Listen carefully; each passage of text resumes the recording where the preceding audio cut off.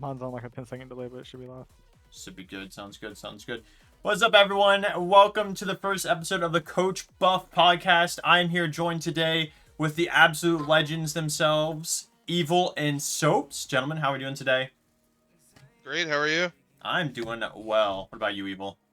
I'm fucking Sag, man. Fucking Sag? Sag. Why are we Sag? Why are we Sag?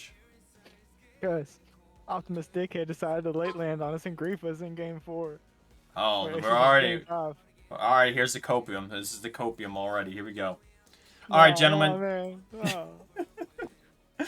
Alright, gentlemen. Evil, you want to take us away with the topics of the day? Yeah, man, absolutely.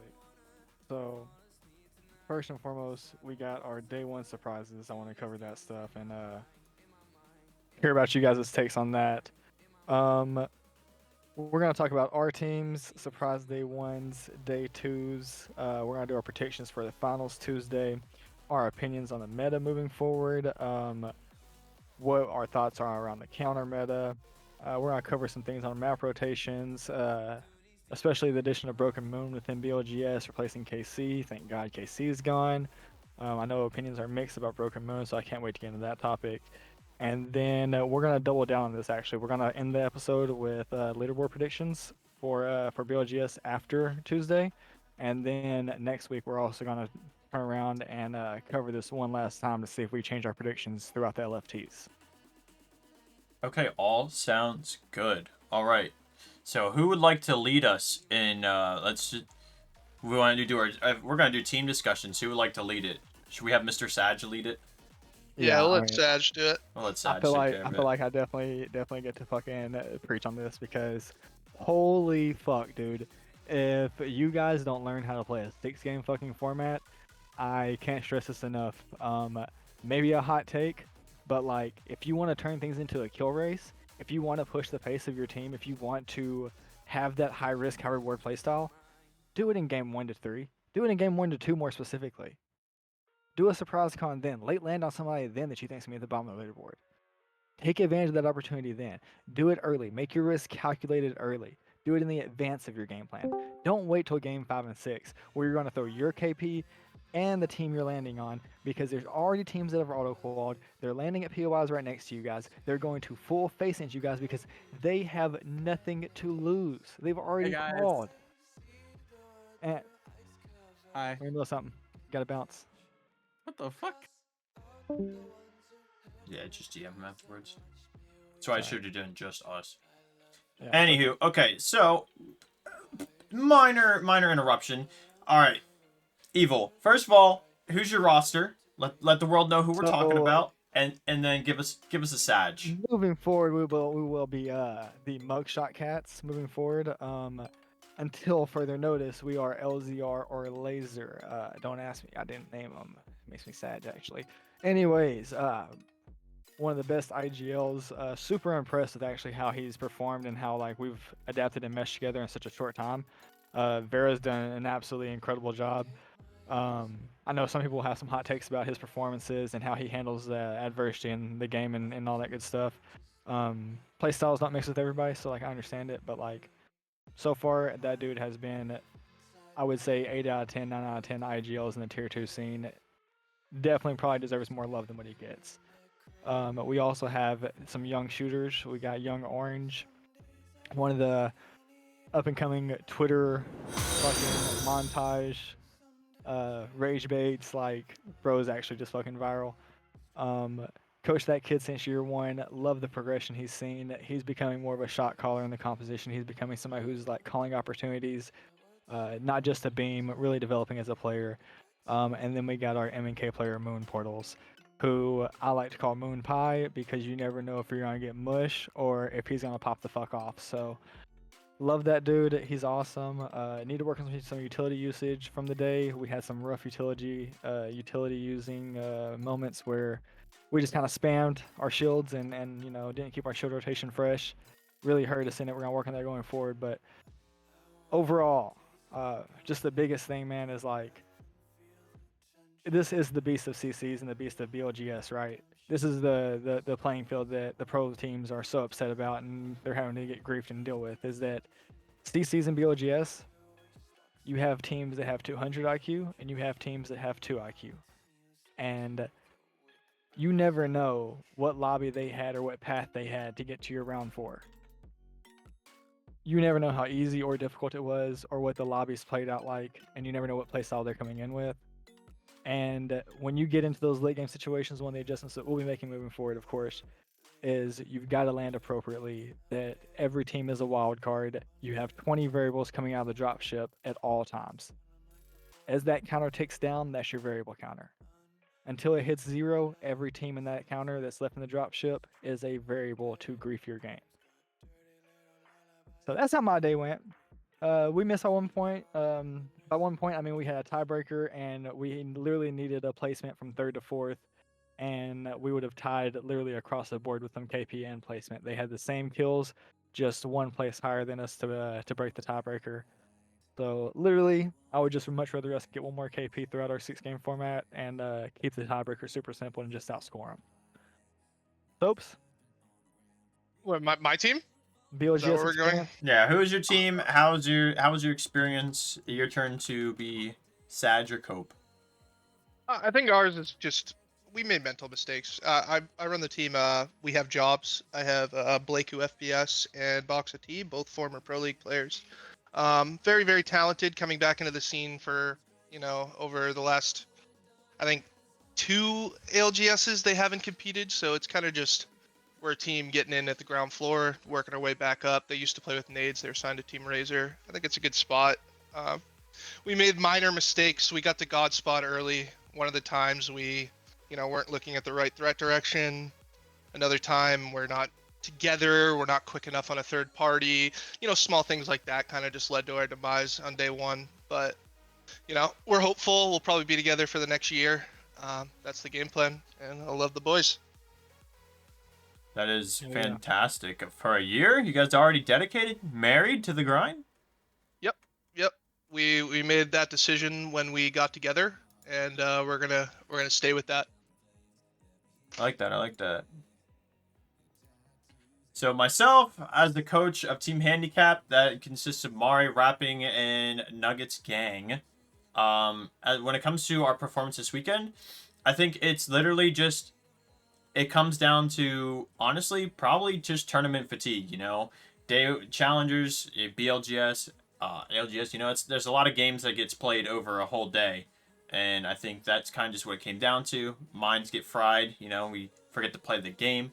But I witnessed some great zone play consistency even with pro teams sprinkled in there from our rounds 1 and 2. Round 3, we just, I think we got a little mind fried. Didn't play the game.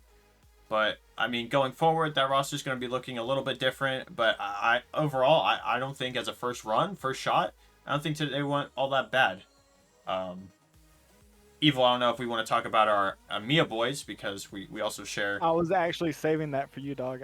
You're saving that for me? Okay. I'll talk absolutely. about the EU Giga Chads. Okay, so making it to day 2, we played a phenomenal day 1. Phenomenal, dude. Lights out, actually. Lights out day 1, especially with how the pro teams were sprinkled in there and our seeding, because You have to preface this conversation with that. We made a switch, not roster wise, but roles in our roster, and our youngest player and our fragger decided that he is going to accept the responsibility as IGL, and we switched our IGL to a co-anchor role instead. This switch was made within the week. I would say roughly they had about 3 days to actually practice it with coaching, week overall to practice it. So that is a valid, very great let's- point. Let's preface it with that real quick, not to cope for him, but just to kind of put it in perspective about what the adversity was we were facing going into this week. Yeah, so to build on that, we actually, we have some ex-pro league experience on the roster out of Kryzen, and our fragger who wanted to, take a shot at IGLing and really work as a cohesive unit. Really made day 1 look lights out with some scuff seeding and pro league sprinkled around. Absolutely lights out performance day 1. Day 2, I think it was just, honestly, we had the group of death with Turbo Inting Alliance and some adjustments that needed to be made. I think probably just because our system is rather vanilla, rather new. And some of our utility usage did not look like our day one utility usage when it comes to the Newcastle Gibby synergy. But other than that, I'm very proud of the turnaround the boys had, even with introducing a new system to the team within 3-4 days of BLGS. Any other dying comments? No, man, I think you hit the nail on the head pretty much, man. Yeah, I I think agree we with that. got a lot of things to move forward on with those guys, and I'm super fucking excited for them. Not to mention, man, there's some roster swaps we'll be making in the future with them that I am not looking forward to by any means, but I just can't wait to see the boys adapt and face adversity and overcome it again. So I always see them rise to the occasion and perform even better whenever they feel like there's more of a challenge in front of them. So can't Yeah. wait for us to kind of accept that. Here, I'll start something off. I haven't coached EU in probably about 2 years. Last coach team I did was the O-Slab and Merito team that I had. What do you think the biggest difference is between EU and NA Apex? Slowly but surely, there's getting to be less. So I can be like really specific on this. I feel like it's very, very, very untrue of the rhetoric that EMEA is a more passive region. EMEA is a more passive region on specific maps because of the playstyle on EMEA traditionally has been passive. So for your Wedge and your SP, you're seeing a lot more teams push that 17, 18 squads getting into like round 3. Sometimes you have like the NA lobby size where it's like 11 to 14 getting into the round 3, but you don't really see that besides on like E-District, where E-District for North America, everyone was kind of like, there's space to play here. We don't have to int each other. We don't have to like full send these guys. There's actually room for us to shove. And you're seeing like 18 teams develop into those lobbies whenever those maps are first released into scrims and stuff like that. So more passive, yet more chaotic on certain maps, just because I feel like the skill curve and the overall ecosystem around competitive within EMEA is just not nearly as developed. So teams aren't catching on to being able to play that more passive style on these newer maps. Specifically KC. KC was absolutely horrible. You're talking about 8 teams by like round 2, round 3, dude. Like it was absolutely horrific. Even in CC's, VLGS, all that good stuff. KC was absolutely horrendous to deal with in EMEA. What about you, really? My opinion on EMEA is I feel like the region is kind of split in its own ways. Now, North America, we definitely are learning that there's certain maps that we can actually coexist on. I think a lot of egos and aggression really is applied in North America. So with the introduction to E-District and realizing that we can stack 13, 14 teams in some POI endgames coming Ring 6 is definitely new. Compared to EMEA, you guys have definitely, or I shouldn't say you guys, but EMEA in general has been a lot more more passive than aggressive. But I think slowly that's going to change. I think it has been changing a little bit more. We see people. Would you say it's more passive, or would you say it's smarter? Because I More know they have purple. 2 different things, but I think passive is too condescending of a phrase to yeah, play. I agree, because I do feel like EMEA kind of plays a lot It was more like smarter Alliance dropped Apex than 140 points damn near in our round 4 lobby. Like that's not passive. Our American lobby that I dealt with Laser with LZR was more passive round 4 than what it was in EMEA. Well, that's why I said it's kind of half and half because you have Yeah. teams. You have Yeah. teams like Alliance. You have teams that like NIP. Yeah, I mean, and also you I have would those also- that's like outliers competition that's in. like a very fight heavy team that like philosophy wise, like we look for conflict, we look to capitalize on conflict, you know. So like I would say like there's a growing impulse towards that because of Alliance almost. If that would be fair to say. Yeah, I think extremely strong team fighting teams in EMEA carry that North American ego. And definitely see want to that. score on conflict, or they just want to show that they're absolutely better. I mean, it is Alliance at the end of the day, so there's outliers in EMEA. When I say passive, I can agree that it's typically is smarter, but EMEA teams, at least in the past, didn't really didn't really That's a- take up to score on opportunity, whereas other teams like your alliances look for that opportunity all the time and get to flex their strength in team fighting. Do you think that's result in skill? Do you think that EMEA is smarter but less skilled? Less mechanically Less inclined. mechanically. Yeah. Yes, Yes. definitely less mechanically inclined. And it's not even less mechanically because you have players like Jinsey who are on teams that get day one. That he's a Ranger Warrior. If you get him in a one-on-one situation, he will slam the fuck out of a majority of the Pro League players in EMEA. But with that being said, he's not the best team fighting or the best at playing off of his teammates, capitalizing those refrag opportunities, and like meta has shifted away from the flash and dash where you can't survive in that kind of play style anymore. You just get ultra punished by a 3-man just full swinging a bubble, you know. So I think that the scene itself, that this meta specifically, has really enabled the scene to be a lot more aggressive within their own philosophy, if that makes any sense. Oh, I totally agree. What about you, really? No, I think he hits it right on the nail there. In my opinion, I feel like the teams that strive mechanically also have an experienced IGL. Like if we're gonna use Alliance as an example, like me personally, when Hawkus was on Pathfinder, I feel like he was inting face and throwing a lot of the fights. And now that he's on a more passive role and gets to flex that mind of his and let his roller players just do everything, You think Albrelelli deals with the same thing? I think Albrelelli on controller was the same thing. Albrelelli on mouse and keyboard now is a whole different story. But the teams that strive the most in EMEA have both in their wheelhouse, right? You have an experienced strategic IGL, and then you just have two mechanical demons absolutely working it in a team fight environment. Versus other teams, they have their strengths. You know, they're either really good at one thing or they're really good at another. Well, if I can chime in on that, I mean, I think that a lot of that has to do with the influences that we have in North America. I mean, we for the last 4 years have developed watching Hal and Verhulst and Reps stack 2 fraggers on a front line and have Reps play almost backline to refrag for them and like play off their opportunities that are scraps, right? To look over them, ensure their safety, stuff like that. And you're seeing more of a traditional like Overwatch played in Apex, whereas during Gibby meta you had the same Overwatch style, but your Valkyrie more or less anchored back, and then she would also be super flexible within the fight. So like you had 2 different play styles that were almost enabled then, right? Well, in EMEA, we've seen Kashera and K Sweeney be the Imperial House. We've seen Hawkus be the Imperial House, right?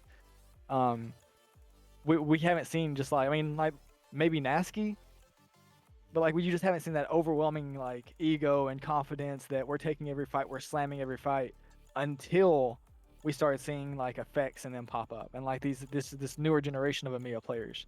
And it wasn't until fairly recently, probably the last year and a half, that we've gotten to see these stars emerge and like really take front and center stage on the EMEA stage. And like not only that, but like EMEA used to be a joke at LAN. I mean, I know you guys remember year 2 and 3 where like, oh, there's an EMEA team, about to win.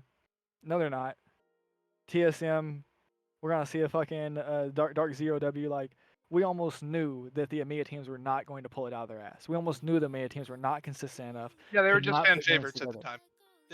Yeah. They were clearly just. It was. I mean, Nobody thought Alliance was gonna win. with all the love and respect for the EMEA region, they were the lovable losers. Mm-hmm. And Yeah, like they have emerged as now. Like, I mean, I was talking about one of the players today, Jellycock, where like Alliance, I would put them in my top 3 for best fighting teams in the world. Yeah. Oh, absolutely. And to go to wheel back just a little bit on like the timing of the Alliance thing, I feel like we had that situation with aggressive we're going to slam teams, but the problem is the person who in my opinion led the forefront on that was just too inconsistent, and that was Matafe's squad. Yeah. Yeah. No. That roster really had that aggressive like we're gonna fuck you up on edge, but the consistency was just not there to be the Alliance that Alliance is now. And EMEA has extremely high IQ IGLs, like with Cash, with Lufka. Sure. Yep. Kashera with Luca. Great Like name. the way he plays is just you can VOD him and it's like, oh wow, he just literally played an entire game that was just perfect Apex. And that's the majority of early like IGLs, and a lot of them came from like other BRs, which is that's why they weren't so mechanically gifted, they would say, but just their IQs were off the chart. I think that is I, a great conversation for another time about like other games IGLs and other games players coming into our scene and how they've developed. But keep cooking, Chief. Keep cooking. You're fucking going off right now, dude. You are going crazy. Evil and I are sharing. We share the same example. I know what he's going to talk about, but you're absolutely cooking here. Yeah, yeah. go. I lost spot. Go, take it over. Go ahead, roll. No, it's your boy. It's your boy. You let us know about the Counter-Strike GOAT himself. So like for a perfect example, I'm going to like tease a little bit as far as a coach because like this is kind of maybe a lot of bias, maybe a little bit of bias, but like I was very very fortunate to have a Counter-Strike IGL get to come over and play Apex. This happened during the Blood Bang meta, and I had information coming in about crypto buff coming, and didn't have the information that it was going to be an invis, but did have the information that I was getting a bigger alt and that crypto was going to have his uptime within his playstyle increase significantly. I thought automatic drone, not the case. Invis, pretty cool though. So, anyways, we were on crypto pretty early, and I gave and enabled that Counter-Strike IGL every tool in the world to see the game in front of him and to put everything in front of him like a chessboard. And man, having such a methodical approach to the game. His name's Zaki. I would butcher the last name if I tried to say it, and I don't know if he'd want me to dox him anyways. But hands down, I think he's 19, 20 years old. Hands down, was one of the best up-and-coming IGLs in EMEA. We're working very, very hard still to this day to replace him. And I got a question for you. yeah, absolutely, brother. So, this is a completely off-topic thing, but when we're talking about IGLs and you're coming from attack shooter, that doesn't really translate as well outside of fights. So I'm curious to how you were able to finagle him into the macroness of a BR, and how that you were able to do that successfully. Man, that is where I have nothing but good things to say about him. So I'll explain it for chat and like for the content, right? One of my more reputable things within my reputation is that I am kind of him when it comes to macro strategy and how I approach the game through macro. How I'm able to influence lobbies back whenever I played. I was very methodical in my approach to the game, getting to a spot, making teams force into a certain edge, playing my quadrant to win the quadrant, playing from my quadrant to win the next one, and taking chunk by chunk. Being very methodical in my approach. Well, that's definitely translated into my coaching style. I think if you look at the IGLs we have now on our teams, I think Cloudy's a great example of somebody who, whenever I met him, yeah, absolutely, Cloudy FX. Cloud, I mean, he wasn't necessarily raw, but like he was definitely a fresher IGL whenever I ran into him, and like over the year working with that dude, nothing but great things to say. Taking every challenge I've given him on the chin, he's learned, he's progressed. Same thing with Zaki. As far as it translating from Counter-Strike, I would say that him being able to influence games micro was very natural to him. Being able to cue the abilities and understand his utility usage was very natural to him. Macro, he leaned on me pretty heavily, and I think that me and him understanding what we wanted to do together and him buying into the philosophy that I had to teach really went a long way for our team's success. There was never really any pushback, and like I'm not saying pushback towards coaches is a bad thing, but when you have an IGL that is entirely, not insultingly, but is entirely empty-minded and is just a cup waiting to be filled with knowledge that you can mold like Play-Doh, a coach can't ask for really anything greater than that, man. Like, the macro was a lot of teamwork between me and him. That's how he adjusted it. We played my hybrid play style, get inside out, get to a spot inside round 4, play to your round 4 strength, keep your priority for rotations open and observing at all times, and then play to score off the opportunities around you. So. Okay. Speaking of that was Kryzen's team, correct? Yeah, this is Kryzen's current team. Oh, that's awesome. Really, you coach that team as well, don't you? That like we got so fucking lucky with Kryzen because like there is not a single player that could have stepped into Zaki's shoes and made an impact with his personality, his attitude, the things he's brought to the table as far as his experience, his leadership qualities. Like fucking huge fucking pickup getting Kryzen, dude. Huge fucking pickup. Yeah. Yeah. So with Kryzen's team now, I'm gonna segue just a little bit more with the Counter-Strike player, because you asked a great question about how that translates between games. Overall, a Counter-Strike, yet alone a Counter-Strike player, but a Counter-Strike IGL. There's a lot more strategy on the macro end for Counter-Strike than you'd think, right? You know, it is a tac shooter. At the end of the day, they all shoot their guns and there's angles and stuff. But a good Counter-Strike team has insane utility usage between mollies, flashes, smokes. There's so much that goes in with that. And when you add a hero shooter or a hero BR like Apex Legends into that, that stuff is going to come so natural. Like, a current Gibby meta, like, a lot of people are saying Overwatch players could come over. You could be a Reinhardt main, come over and play Gibby Newcastle, and you could pick up the idea of the current meta very easily. And then that's where Kryzen comes in with his Pro League experience from his previous team and having the same like-minded as that previous IGL. That makes the whole EMEA team of ours flow so much easier and make that transition from an IGL like that, because not only do you add that same mentality, that same natural knack for utility usage, macro and micro on the fly, but he has Pro League experience. It's not every day that someone could take that experience and then apply it to a new team as easy as Kryzen has. Yeah, I totally agree. I think it's a great point.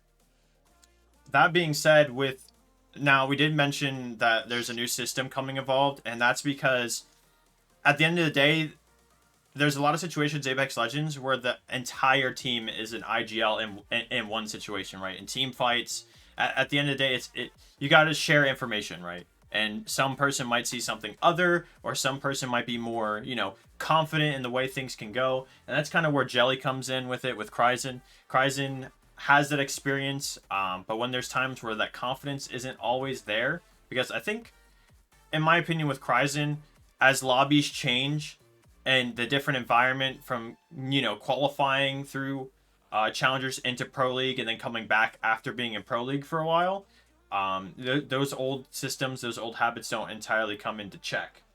So when there's something that he's not confident about, and then you have an insanely young, insanely, team fight smart player like Jelly, who comes in and can co-IGL and bring that confidence in when your IGL is down, it makes that team even scarier. Yeah, I totally agree. Speaking of scariness, what about all those day ones getting knocked off? Oh man, you got me shivering in my boots there. Well, hold on, Evil hold on. Evil has quite a few teams, so I'll let him speak on this one first. I don't have notes on it. But I do have the round one list pulled up for us right here. All right, I'll take first one because obviously I got day one. So all put right. me up top. Actually, this is a good thing because I'll let you go and then Ruli go, and then we'll cover all the outside teams. That's all I really know because I was competing. So I didn't really check a list at the day ones. It's going to be all you guys. Go ahead, brother. All you. Really? No, No, come on, you're come going first. You're in the hot seat. Yeah. Oh, I'm Talk in about the your day hot one seat. first. Oh yeah, no. I Mr. mean, our Day day one one on was, Coach. It was all personal mistakes from pretty much all of us. Like one of the games we're sitting up at Godspot. We got to Godspot every single game. We could have won every single game. We didn't score on the first one. We were too late on a third party. We ended up just dying because we didn't do the same thing together. Then the second game, we didn't look at the proper threat direction. Somebody zipped on our head when we totally could have done that. We were just unlocked, to say the least, in round two, and it costed. And we couldn't score early on because we were playing zone, and we kind of just got punished for it. That's pretty much it. I wouldn't say, we played the wrong way. I think when you go back and look at the VOD, it's fine. We made mistakes that costed us. Teams are human at the end of the day, and some things can slip the mind in the heat of the moment. Yeah. Being less proactive and being more reactive. Sometimes things like that happen. Yeah. Going forward for me, there's a couple teams. I know Evil, you mentioned Weave. That's a big one. Because that is a really promising, coming from challengers into Pro League and actually making noise in Pro League. That's a roster that, in my opinion, I also know some of the players, some of the staff. Shout out to my boy Tonti. That is a promising roster, and when you see them show that they're human at the end of the day versus just challengers prodigies is definitely a surprise. We have teams like a big one for me was Doom, personally, because I almost coached that roster as well, and they go in and almost win BLGS two, Yeah. just following behind Complexity. They almost go from challengers. I think they played with little less than a Made month some together. fucking noise. They made hella noise to go from just forming within a month or so. I think it's a little less. I think they changed their third, and it might be like 2-3 weeks of just straight up, double, triple block scrimming practice to almost winning a BLGS right behind Complexity. And then, showing themselves as human once again, just falling short in round 3. And then, we could talk about most hated. Another big surprise because, Whoa, yeah. that team has come around full circle in Pro League. People thought that they were kind of a joke, and then they figured out their own system. In my opinion, their team fighting has significantly improved and became a menace to society on Edge in a lot of Pro League days. Again, showing that they're human at the end of the day. Also, BLGS is weird because the two systems of, how challengers teams typically play and how methodical Pro League teams play, and then you take both, you take a fist of one and a fist of the other and you smush it together like mixing colors of Play-Doh. And that's what BLGS is. And, it catches teams off guard. It's a learning process, a learning curve. Not everybody gets to stomp out. Earlier, man, like you have people who are spending their time in champs lobbies, champ scrims, nonstop during the weekdays, working to prepare themselves for Tokyo coming up and the months in advance for it. And then you turn around and on the weekend you have to turn around and go play against Joe Blow, who works at 9 to 5, who has nothing to lose, absolutely jack shit to lose, but everything to gain by being on your stream, whether as a death box and being like, hey, look, I chowed him, or getting the shots off, getting the one mag off, changing the pace of the fight, winning the fight, and sending you guys out early. You never know. And that's like, I think that's the most entertaining part of BLGS, is that they have literally said, oh, you think you can do it? Here's your chance. Go at them. Go get the pro teams. Absolutely. And like, I think BLGS 1 was so unique in the way that Joe Blows were egoing these pro teams, brother. They were coming at these guys. It's settled down because obviously, I think that we had 32 groups today or this weekend. I think we had like 60, an enormous, just huge fucking massive amount of people sign up for BLGS 1 to go take their shot at people. They actually Yeah, doubled like- the amount of allowed teams. They had to Yeah. change it on the website. They doubled the allowed teams to make enough room because passion was there. Yeah, dude, and I think BLGS 1 was the most beautiful BLGS and the example of what BLGS should be because of that aspect being involved in the game. Some people hate it. Today, look at me today. I'm bitching about it today, right? You hate it when you're on the receiving end of it, when you are one of these top teams in the lobby and one of these dumb motherfuckers into you. But at the same time, that's the entertainment value that BLGS brings that you don't get to see in Pro League play. You don't get to see the pros face this kind of adversity. So there's Well, it's even, aspects of it I appreciate for sure. It's even BLGS 1, Hal didn't even make, I think, day Yeah, 3. Falcons didn't even Yeah. call for finals. Yeah, And the Snipe larger got reason day of one. that is because there's so much inconsistency in CCs to the lack of coaching and largely due to massive egos in NA and a lot of people being reluctant to be like, all right, damn, I made the wrong play, and just saying we could have done this better instead of we did it wrong. And I think that's kind of ultimately led us to this path in NA of just, CCs is just, it can be so unpredictable that even pro teams can struggle. Yeah, I absolutely agree. I think what I love most about BLGS is it forces pro league teams to find the what's the term? The method in the madness, the strategy within the chaos. Yeah, It's courage definitely things, yep. Yep. It's definitely a thing that the system of Pro League, it's been, especially in North America, we played the game so methodically at a higher level in compared to other regions. Now, of course, that gap is shrinking. We just had Reject Winity take a land from NA. EMEA is showing and growing. But points aside, we played at such a high level in a certain system for so long, and then you sit there and you take all those players and you throw them into the pit with everyone else. It really comes down to who's the bigger dog at the end of the day, who's got more bite than bark. And that's the glory of BLGS for me. Is if I'm a challengers team and I see a pro player in my lobby, I'm like, all right, how much do you think you got it in the pit? Because I've been fighting down here a long fucking time. I agree, man. I definitely think that CCs brings the trenches value out of the player base, man. Mm-hmm. That being think- said, oh, go ahead. No, I mean, I was just gonna say that we kind of didn't dive into the surprises, and if we have a list of some of those teams that didn't get day one and any surprising ones that popped up on it. Yeah. I think really kind of covered a majority of the day one surprises. Doom, most hated being probably the biggest two that were just like. What about Weave being a what top the 16 yeah, team? Weave as well. Weave as well Yeah. is definitely a big one. But I mean, if you want to do like an honorable mention, I mean, Yeet Squad's definitely up there. That they should have been performing better. I mean,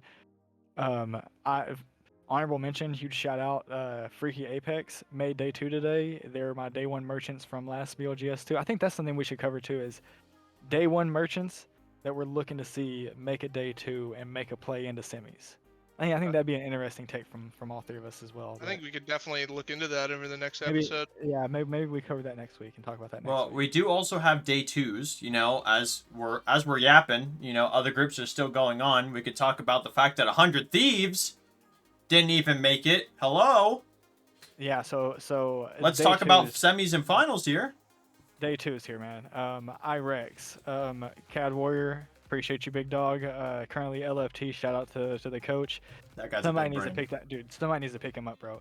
Dude is not just developing strategies; he's developing fucking software to like give tools to his team, give tools to his Bro, IGLs. I wish Not I only could that- do the software shit. That motherfucker isn't selling him for shit, dude. That's exclusive to your team. So like, get with that man, bro. Get with Cat Warrior ASAP pronto. Dude's a fucking genius. His, But no, Irex, a 30-seated team, big shocker. See them out. Some would say Insomnia is a shocker. Really, really high seed, but we all know Insomnia, one of the better women's comp teams in the scene, one of the more dominant women's comp teams in the scene, I'd say. Mhm. We see 100 Thieves, 99 Problems. FSC, shout out to Shook, shout out Charmander. I worked with those guys doing analytics for them the last LCQ for finals. Made a run all the way to finals with them in LCQ. Didn't perform so great then, but hate to see them get day 2 along with us. I mean, it sucks enough that I got day 2, but like, holy fuck, man. FSC, 100 Thieves, Irex, RIP, Insomnia. You can make a case for them as well out of Group 4.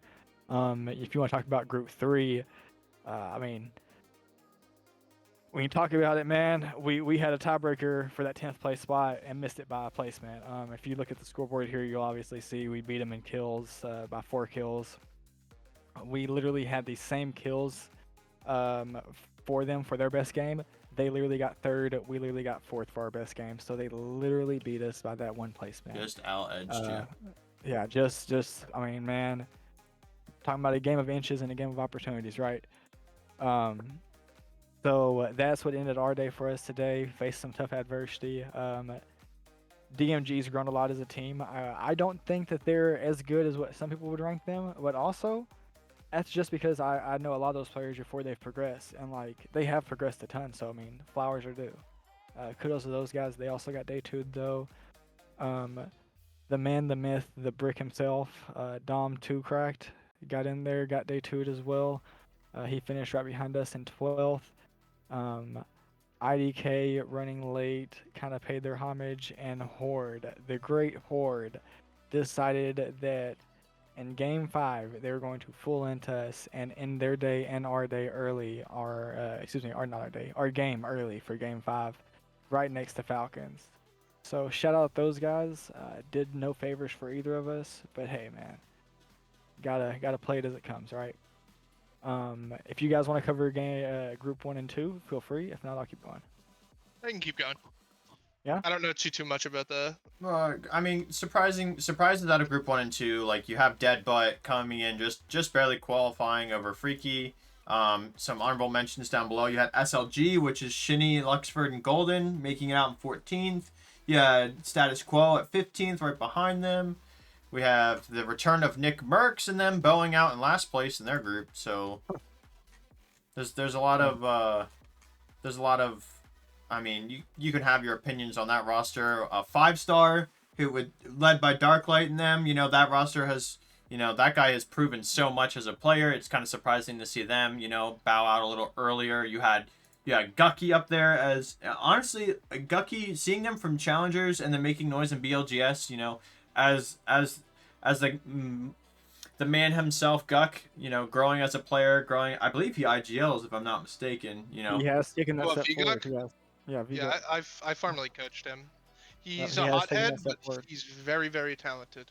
Yeah, so like, and also playing along with Cloaked coming off of Temper, Yep. and Kai 99 Jr. Huge pickup too. I mean, didn't perform well today, but huge pickup in Cloach going to go. It is. That's a, you know, that's that pro league experience sprinkled in when we talked about with our Mia roster. So you know, as a developing talent plus pro league experience combined, you know, that's room for a lot of growth. You had Pure just outpaced by Plutonium.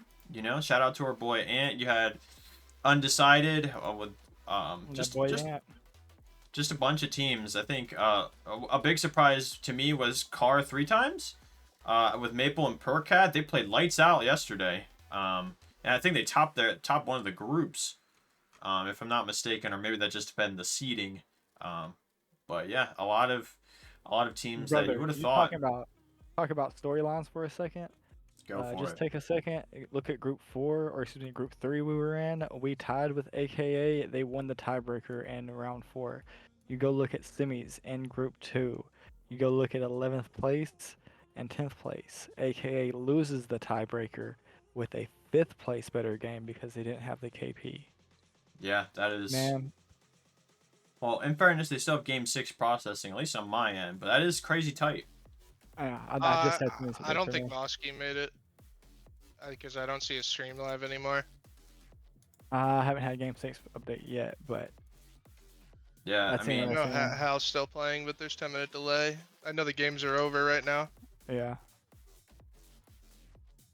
Okay, so we're just waiting. We're waiting for the update as we speak, ladies and gentlemen.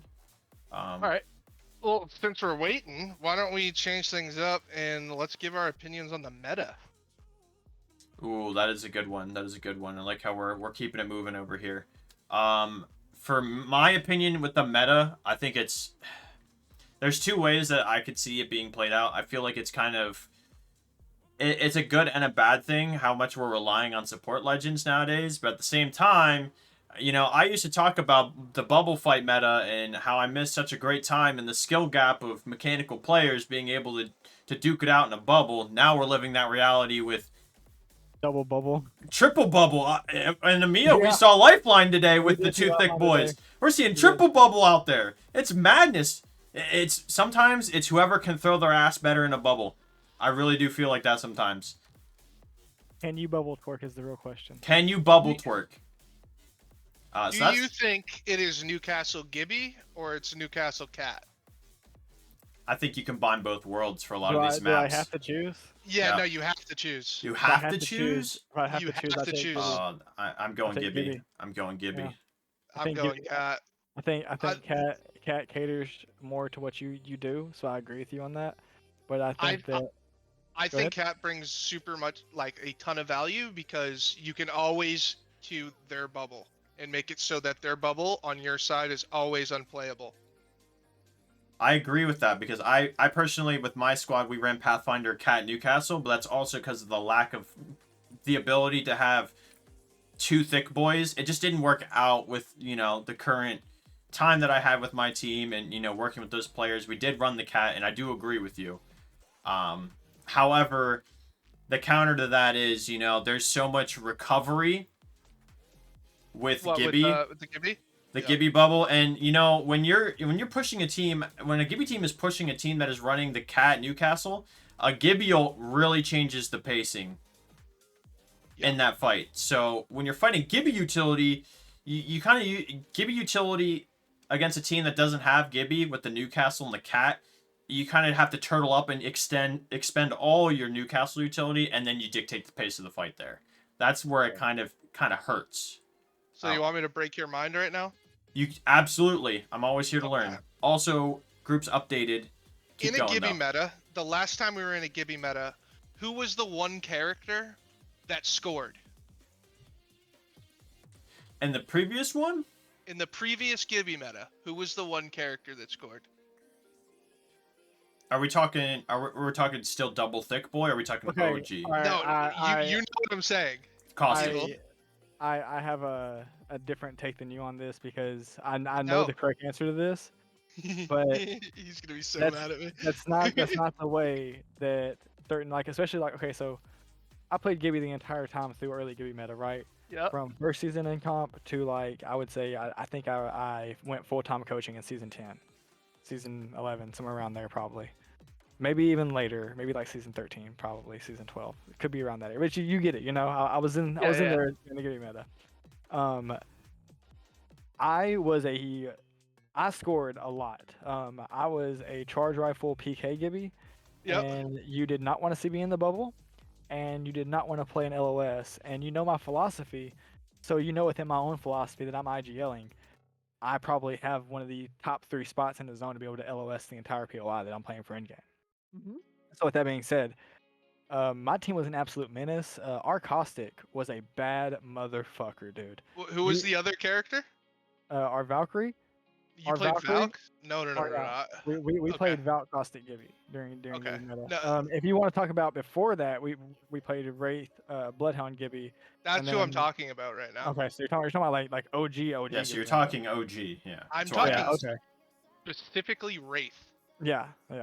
What do My- you our think the Wraith is value like that. of Wraith would be in a meta like it is today, where it is tough to score because of Is all it of the OG? reset Is it characters? OG Wraith? Is it OG Wraith or is it current Wraith? Today's Wraith. I'm talking today's Wraith. I'm surprised that not one team has tried it. I think you get more utility and more information about the game running Ash than what you would Wraith. Oh, I agree, but I'm surprised nobody's tried it. Because Wraith is the only character that can just disappear and go back to its team. Well, I think the reason why you wouldn't try that is because it's counterintuitive to Deathball to have somebody take their gun out of the fight and that be one of their abilities that we're basing around No, that. no, So no. like, if you're the aggressor and You're you're forgetting sieging- how Wraith used to be played. Wraith Well, used yeah, to be a but solo you didn't, character. but like that's OG Wraith, and like that's Yes. like OG Wraith kit with like insta Q, right? Yeah. This is not insta Q Wraith. Even with perk, this is not insta Q Wraith. Yeah, you're not wrong. So like, Not I'm- only that, just real quick. Not I'm everyone taking- played Wraith like Hal did. yeah, oh yeah. I mean, I think in tier 2 specifically, because you know tier 1, tier 2 doesn't always translate. I think if you look at tier 2 and what tier 2 was back then, before there was a tier 3 and tier 4 scene, it was like everyone just dumped into a pool, have fun in CCs, just absolute fucking chaos. And then you had subdivisions like ESL and stuff like that going on that had 400 team leagues. Like it was the wild west of competitive Apex back then. So like I So think you You don't think that Wraith could score in today's day and age by itself as you're I playing don't- zone? I think that I might be spilling some of my sauce here. I think if you wanted to play Wraith, or if you wanted to have that concept, you would actually go the other direction and play an HP legend. Somebody who keeps your team HP. involved. Somebody who So- is replenishing of shield or to your health pool in general. So you go the conduit route, which is I interesting actually have a hot because take about this. So they ran it today in semis and was very successful.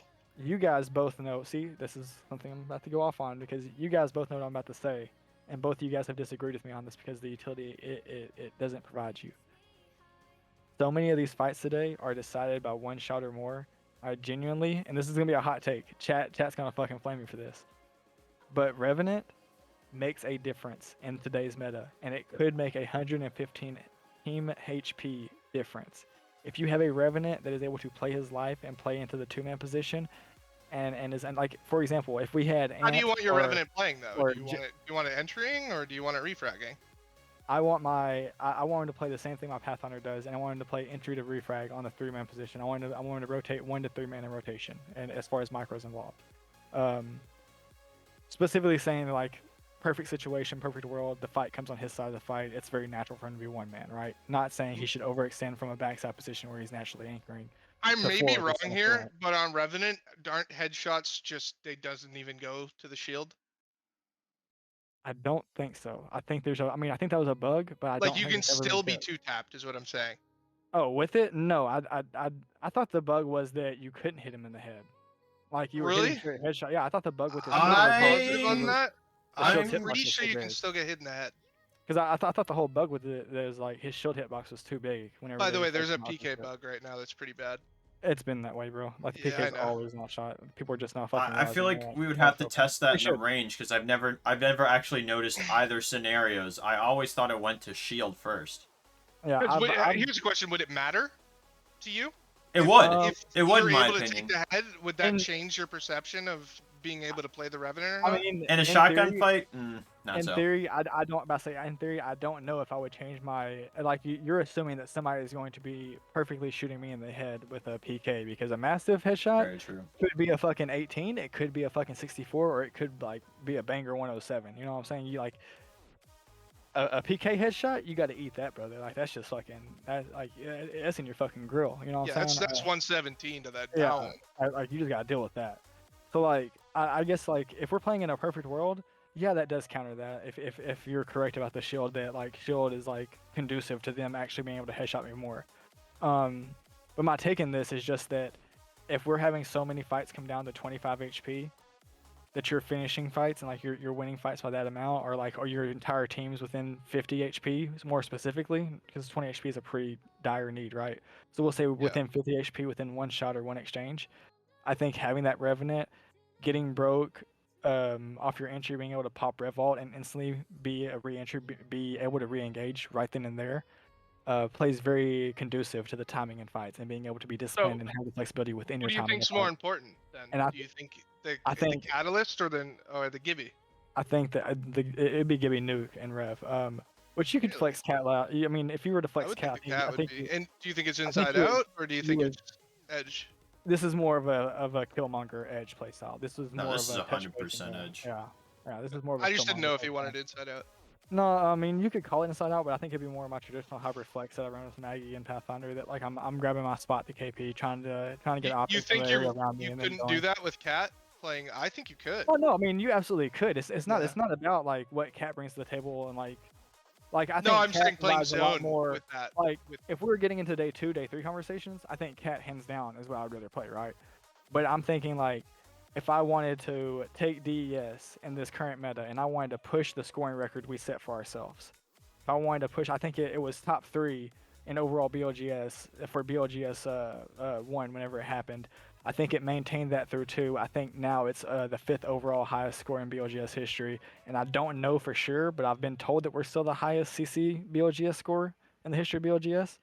So like I mean, kudos there's to only Ant, 4. Cloud, and Johnny. So like, but I mean like we still have the highest match, like in a single match scoring record. Yeah, We still yeah. have that. So like, kudos to those guys. I was thinking in my head about like how could I push that pace in today's meta? How could I Push it even further. capitalize on what this meta is offering me, and not necessarily play to counter it, which I've done in the past, which is like more of a hard counter play style, but more or less take advantage of what it's offering me and capitalize that other people aren't playing for their health pool.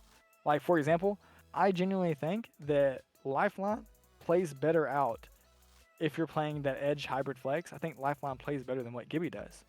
Now I'm a Gibby main saying this, and like the reason why I say this is because I'm a big believer in team HP. I'm a big believer in team health pool being the advantage in fights, and that the faster you reset, the less third parties matter. The more third parties become an instinctual 3v3 after a reset, instead of I'm still taking a med kit while you and Soaps are fighting. Soaps gets 2-man swung, you're taking a 1v1. Now I'm having to reswing the 2v side or reswing your 1v side, and like depending on my solution to that question, depending on what I do in that situation, could make or break our fight. Whereas if I have a lifeline, I'm just popping that drone. You guys are full resetting while you're looting boxes. You get your shield swaps off, your health's already full reset. We're turning and burning on the next team, right? So like, you don't have to just accomplish this with Revenant. You could also flex this out to a lifeline playstyle and drop your Gibby instead. And philosophy-wise, as far as like how I'm thinking about it in kind of like a conceptual aspect. But the biggest part of it is just like really understanding that HP is the difference in this meta. Who can stay Yeah, I healthy? agree. Who, I, who I, I can totally agree with that. who can survive the longest in these resets? Because you're going to run out of space in the end games. It's become a staple of this meta that like we're still getting 4 or 5 teams into these end games, and like it's somewhat sparse at times. But like even with the 4 or 5 teams, you're still having Gibby bubbles and like Newcastle walls get nuked on top of each other all the way until the end of the game, until that round 6 is closed, until there is no more space to play, and you're literally in who has more HP. So like throughout the entire phase of the game, I think Lifeline specifically kind of caters to that. But I want to play more aggressive, and I like my Gibby. I'm a Gibby main. Of course, I want to cater to that. So I don't want to flex my Gibby out. I want to flex my other character out. And I think the Pathfinder, I think you are responsible for this, honestly. I think you've showed me more or less that you don't need your Pathfinder to get yourself into good spots. No, And no, I, you left out. and I also think that like Vera has done a good job of like, I mean, I told Vera we dropped the Pathfinder for a catalyst, and today we did that, and we did well with it. So like, you don't really need the macro tools that I've like. I mean, I told Willie this whenever he first came and like joined with me, and he was my duo, right? Is that like I strongly believe in a Taxi Legend to provide ability around macro to give you that band-aid if you need it. Yeah, and if you have a decent IGL that I mean, I shouldn't even say that because it's a very difficult task to do, but to be able to macro without legends that allow you to do so, like a Pathfinder or even like a Catalyst, of knowing when to move, how to move, is extremely important from an IGL. So I mean, I've always been big, and back in the day, I call it back in the day, but I mean like 2-3 splits ago, I would have my teams play off meta comps without beacons in Yeah. scrims, just to make them learn Me and like you agree with the that. macro. Yeah. So I would Stress literally test. put them at a disadvantage all the time, and Vossi can attest to this. Yep. And they would get frustrated and be like, "Dude, I don't want to play like this. Like, this isn't how we're supposed to do it in the game." And I'm just be like, "Dude, if you learn how to rotate without this, when you have this, it's gonna make you a 10 times better player." Yep. Completely agree, dude. I think that stripping tools to add tools later on just makes yourself better. It's Yep. almost like a stress test. It's like pushing your pace in scrims and pushing those strats in scrims to a certain level, but it's more specific to the IGL, you know? It's really testing that IGL's knowledge and pushing them to grow as an IGL, to stop taking accountability with their beacons and with Yeah. their scans and with console knowledge, and just take the game for its purest form and just adapt and develop, you know? And I love that approach you take. I think that's one of the things I really admire you for in your approaches to the game as far as coaching. Appreciate it. Really? Anything that how about this? Evil gave a comp. Let's hear a comp that you like that's off meta that you could see working in this meta. That is a good question because I've kind of been a meta slave. So I'm gonna kind of piggyback off of the Revenant. I think the Revenant does work as long as you are like hard playing edge. To rebound off of the topic with Pathfinder, and you had asked to make us choose between the Gibby or the cat, right? Yep.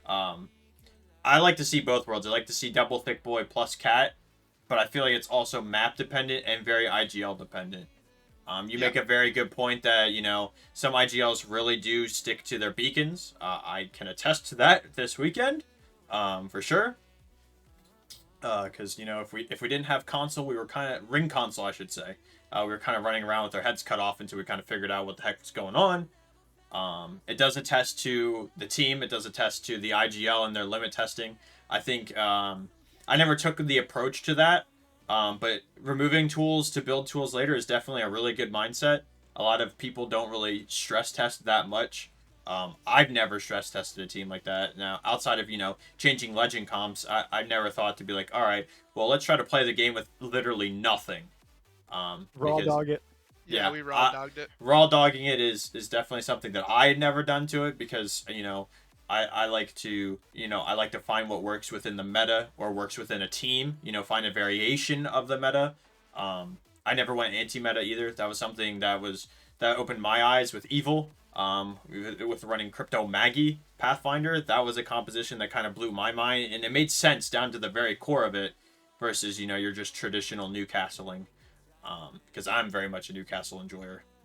We used to, in that meta, the Horizon Seer meta, we ran Crypto Horizon, and we ran Caustic. I had fought. I was playing then, so I definitely ran into that and definitely fought that. That is some very frustrating shit. Yep. Everybody, I loved that meta because everybody would just throw their Seer ult, and then I would just ult their Seer ult, and they would just forget how to play the game. Yeah, that was definitely a team, definitely a team thing. I played a lot of Edge, and IGL'd a lot of Edge from Fish Farms. So like when I knew we were fighting a crypto team, it was all right. We can't do anything until we break drone. When we break drone is when we send our shit. Because absolutely, especially you throw C-roll down, your Horizon goes up, does whatever the hell she wants for free because that Q back in the day was fucking crazy, and then you slam an ult down, and then crypto whips his shit out and just blows the whole fucking field level. It resets to neutral. Then it's really who's utilities out the window. Plus a crypto EMP, if you're stacked on top of your utility as a Horizon Seer team, if you're stacked on top of your utility, you're also getting EMP'd, and that flips the tables. It removes your utility, and then it goes from neutral to an advantage if you're in the crypto EMP. Because you can't heal through a crypto EMP like you can now. Back in the day, that was a stagger. In the Bang comp, we ran no Bang on purpose, ran it on Bang Day, like the first 2 months.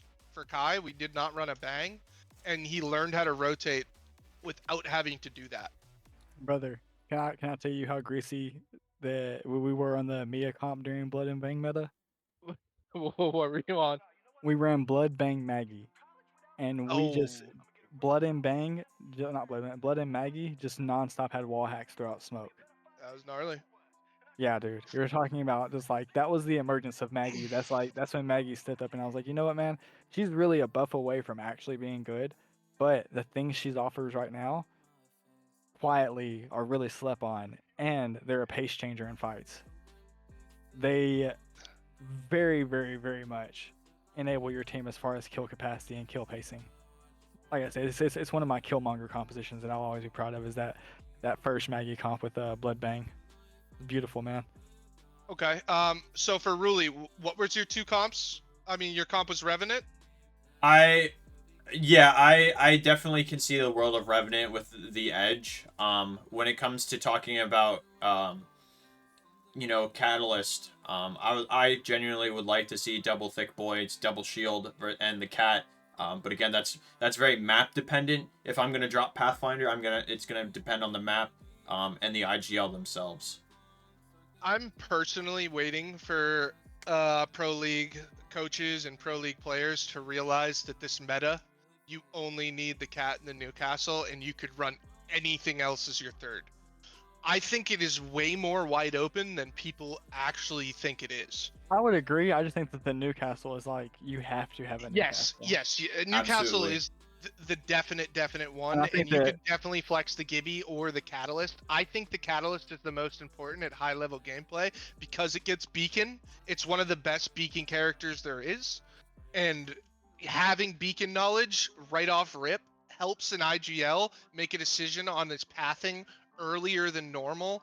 And if I'm able personally as an IGL to map that shit out before I even leave my POI, I'm gonna beat 9 times out of 10 the highest prios for that spot. I will get to 1 through 5 no matter where I am on the map if I have Beacon.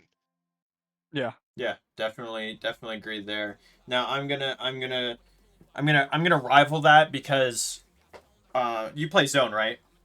Yeah, I'm a Zone. Okay, so as the biggest advocate for hybrid Edge there could ever be, the reason I do thoroughly enjoy having Pathfinder is, one, based off your POI, you can choose which beacon you like.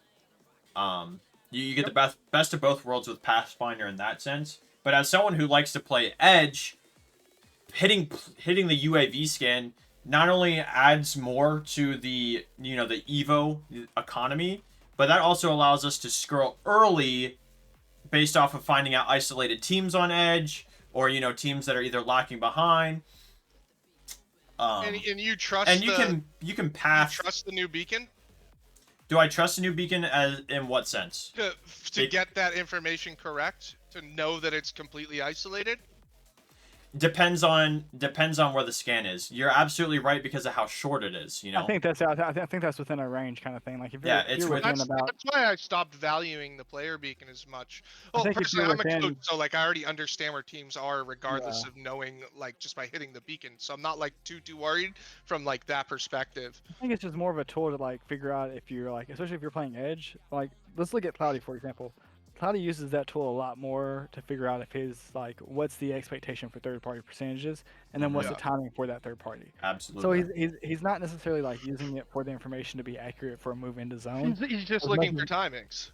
Exactly. He's more and like let's say we don't take a fight. Well then vice versa. That gives him an expectation on what their approach is to macro, Okay. and then what their timing is to macro.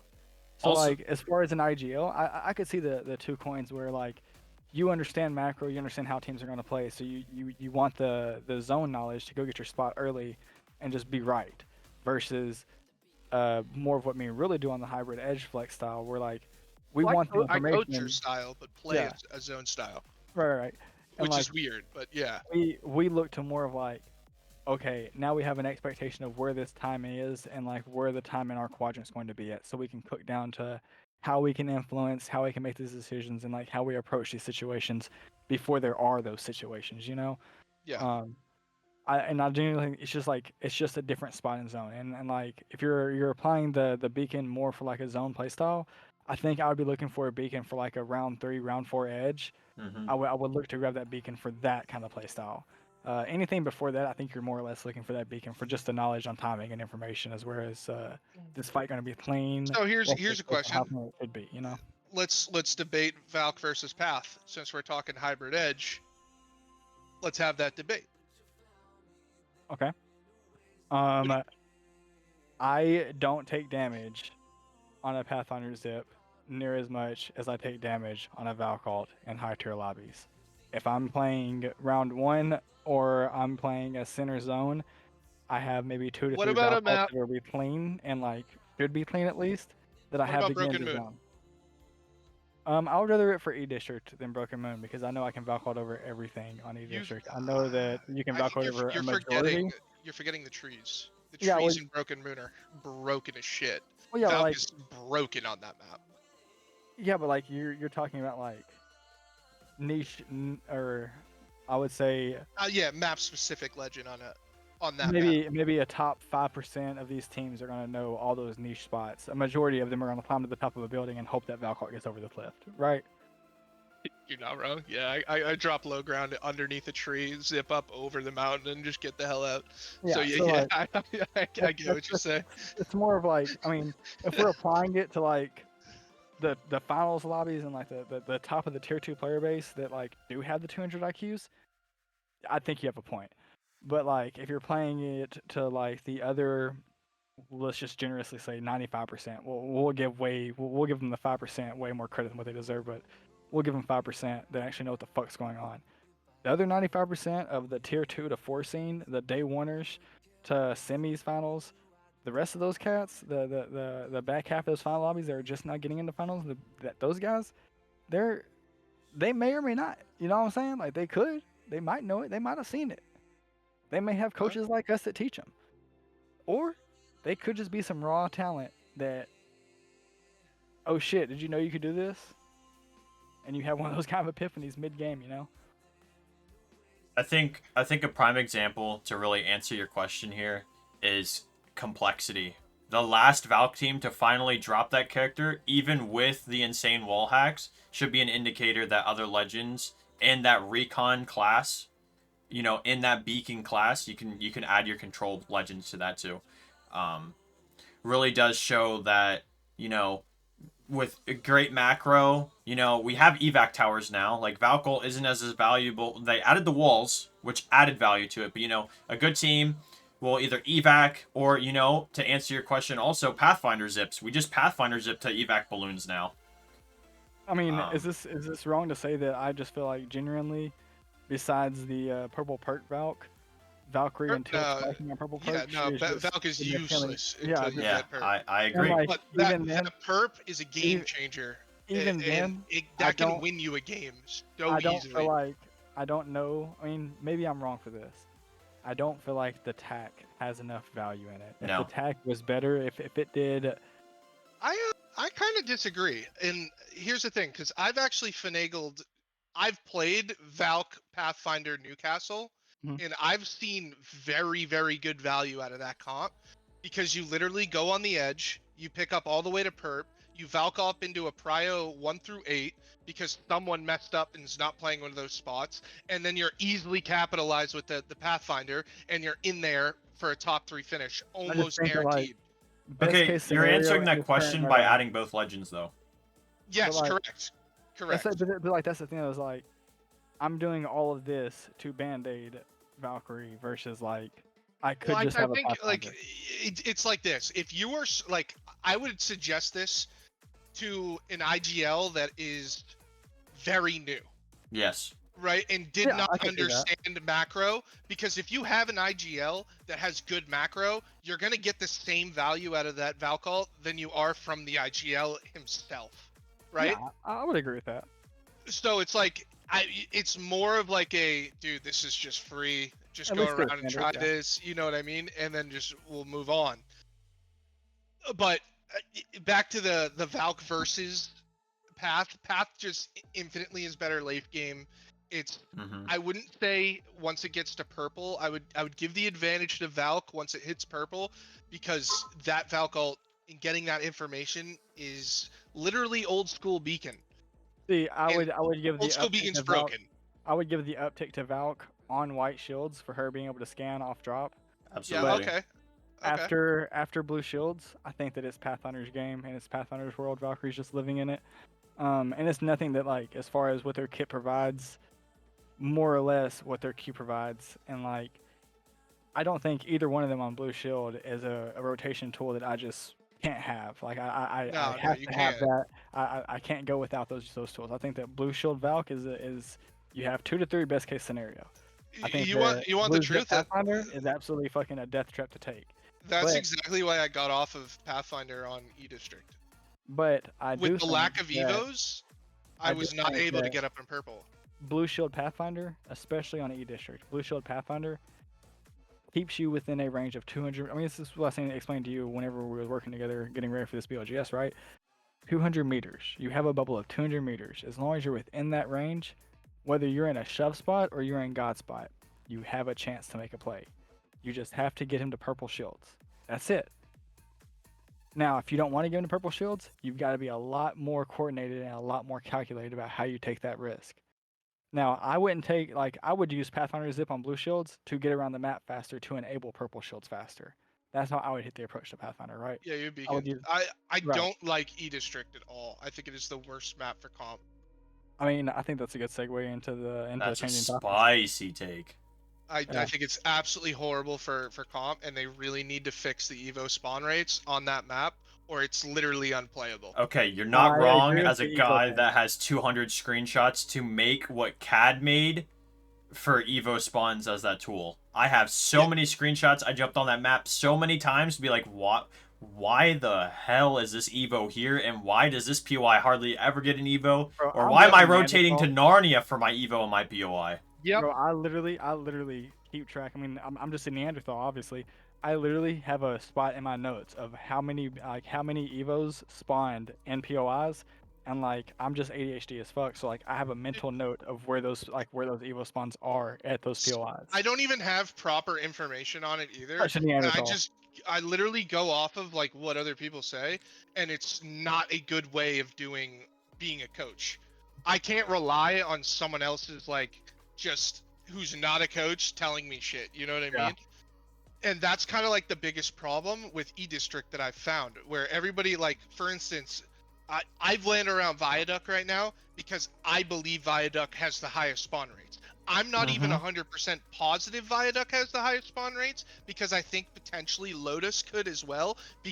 But it's like, what am I supposed to do here? Because I can't neg rotate 200 meters for Evo on white shield and just delay my entire rotate because of that. Like, it creates such unorganic macro in the game that map is super cluttered. I think that respectfully You just find disagree like with you. I no, mean I I've think there's defeated the city there's on a district, so I've had an entirely different experience as far as your frustration. I Okay. think that E no, I'm district saying there's a lot of fights on Edge in other maps where those fights would never break out. And it's causing like IGLs who are like a little bit more of like this is how the game's gonna play out. If there's a mistake, it's you get what I'm saying? Like normally I can picture like this team's like rotating here because this Evo, their timing's on this route. Like I can't really judge that shit because I don't know if this team's gonna fucking choose to go that direction for that Evo, which is 75 meters out of the direction, or go this side, it's 80 meters out of this direction because their macro is a little bit better on from that. It's just a weird. It just creates uncertainty. well, see, like I think that's healthy though. Like I think that before, I mean, if you look at World's Edge and Stormpoint, I think that having choke points that are easily dismissible are healthy for the game. If that makes sense to you guys. No, I I'm talking think about choke that points. It's the Evos that make it. well, yeah, but like I Yeah. think that like one of the things that like E District provides that other maps don't is that there's a lot of choke points that teams will necessarily kind of set up in to be able to like gatekeep teams from whether it be the access to the POI, access to the scans, access to the Harv, whatever the case be, right? But you see a lot more opportunities for that, but you also have the flexibility to like just move. You have so many options for rotational tools within the game currently, much less within legend composition, much less that any evac tower on the map pretty much gets you over the walls. Some of them you got to place better than others. There are those kind of factors that you've got to get a little bit closer and get them on high ground for certain evacs. But I mean, for the most part, you can get over almost anything with a Valcod or with the evac on E District. Um, and like there's so many places to shove. There's so many examples where you have to leave your spot to get access of an LOS, and like that is unhealthy for the game, and that makes teams choose whether they want to take that unhealthy risk or if they want to play to let that team reset and coexist with them in a space that otherwise on Wedge or Stormpoint, or more traditional maps, you don't see exist. You can make the case that there are some of those maps that are vertically challenged on Olympus, but I think adding the verticality that E District has, I really appreciate it. I would go a step further and say that E District is actually the best map right now, in terms of competitive integrity, and or as far as I say competitive integrity loosely. I mean more or less like the health of the comp scene and how the games are able to play out.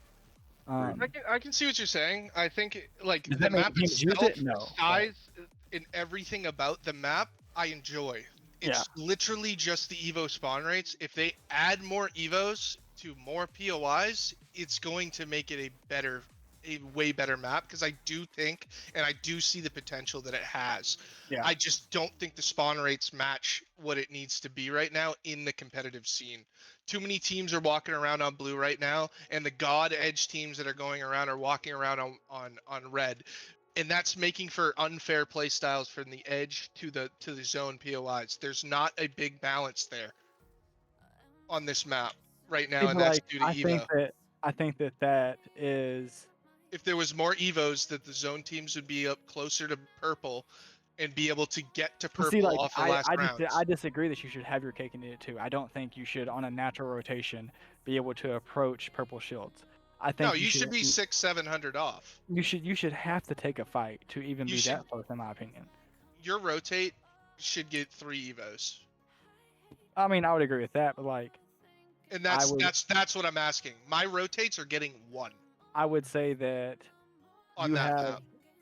I would say that it's more predictable. I mean, I think Wedge you have a little bit more flexibility because the Evo Harbs are a little bit better placed and like there's a lot more access that are survivable choke points than what there are for E-District. I think their E-District actually has a lot more punishable low grounds than what Wedge has because you do take those shit shove spots by necessity, not by choice. But because of that, it just enables teams to get on top of you and get in your area. Whereas on Wedge or Stormpoint, you don't really have those situations because you can anchor in a better spot. Really? Yes. Yeah. So here I'm going to argue this because of the two different playstyles. Okay. Why do you choose zone versus edge? Mechanics. What Literally else? it. I think I can outmaneuver people and score. from a zone perspective, just as you do from there. Okay. I just don't think I'm doing it effectively right now. Maybe I'm asking the question wrong. What are the biggest reasons why people choose zone versus edge? Okay, what is the? It's actually in the name of the playstyle. I mean, So here's the thing, right? If you go watch Pro League, a top 8 pryos are always taken within the first half of round 1 close. Okay? If you go to CCs, that number dwindles down to 3. that's a toss up. Like, I mean, even then, you may not. I have had so many times with a I'm Mia. last talking year, LAN like, and Pro League level. I mean, well, The, yeah, the but like, prio spots are always taken. Every think single time that I yeah. play in those lobbies, I am being able to get held out almost every single time because I'm either too late on rotate or, I'm forced to take a fight where my evo's just not that great. I Yeah, also that's- always land POIs where I don't con, and they're generally more centralized. see, like, I think that's the beauty of the challenger circuit, and like more specifically BLGS, where like you have like what you guys were saying earlier. You have those two different colors of Play-Doh. You have those two different play styles that are immaculately different, coming to mesh and make this weird vomit-looking fucking color mashup Play-Doh that like is absolutely disgusting. But there's a certain beauty in it where you're having to adapt to these challenges. You're having to face a new skill set. You're having to face a new skill curve that wasn't previously involved. And like I agree with your frustration and I understand your frustration. But let me play devil's advocate for you. If they did enable the game to have purple shields within 3 harves, right? No, And I don't want it in 3 harves. That's not what I'm saying. Okay, so What I'm saying is you What- should what- get what would 3 be your harves on standard? the rotate. I think evos on every other map is fine, and I'm fine getting to an end zone with 700 evo and having to farm it up to people like I don't think you should have like I think that everyone should have to work for their blue shields. I think that's one of the things about the Evo changes that I actually enjoy, is that like you have a choice where either your macro scores you your purple shields or your mechanics scores you your purple shields, and if you want to play zone, you really got to work for the fundamentals, and like it brings new challenges and new aspects to what these playstyles have encountered before, whereas like you could get that purple shield and then book it to zone. And I mean, I'm speaking more on the tier 2 level because I don't like to apply what tier 1 has to offer in the tier 2 scene because they're just so drastically different more often than not. And I do agree that it's a more healthier playstyle for sure. I just don't think that that's very fair to hold to that standard when that's what 20 teams of every region. Here's the thing, right? You Like know. the edge. What you're talking about is saying that there shouldn't be a shield disadvantage between edge. You're saying there should be a shield disadvantage to edge teams to that. Are you saying right now to zone to edge that that's not the case? I Because think right almost now, constantly, like if you're playing hard zone, I'm not playing hard zone. I'm playing zone.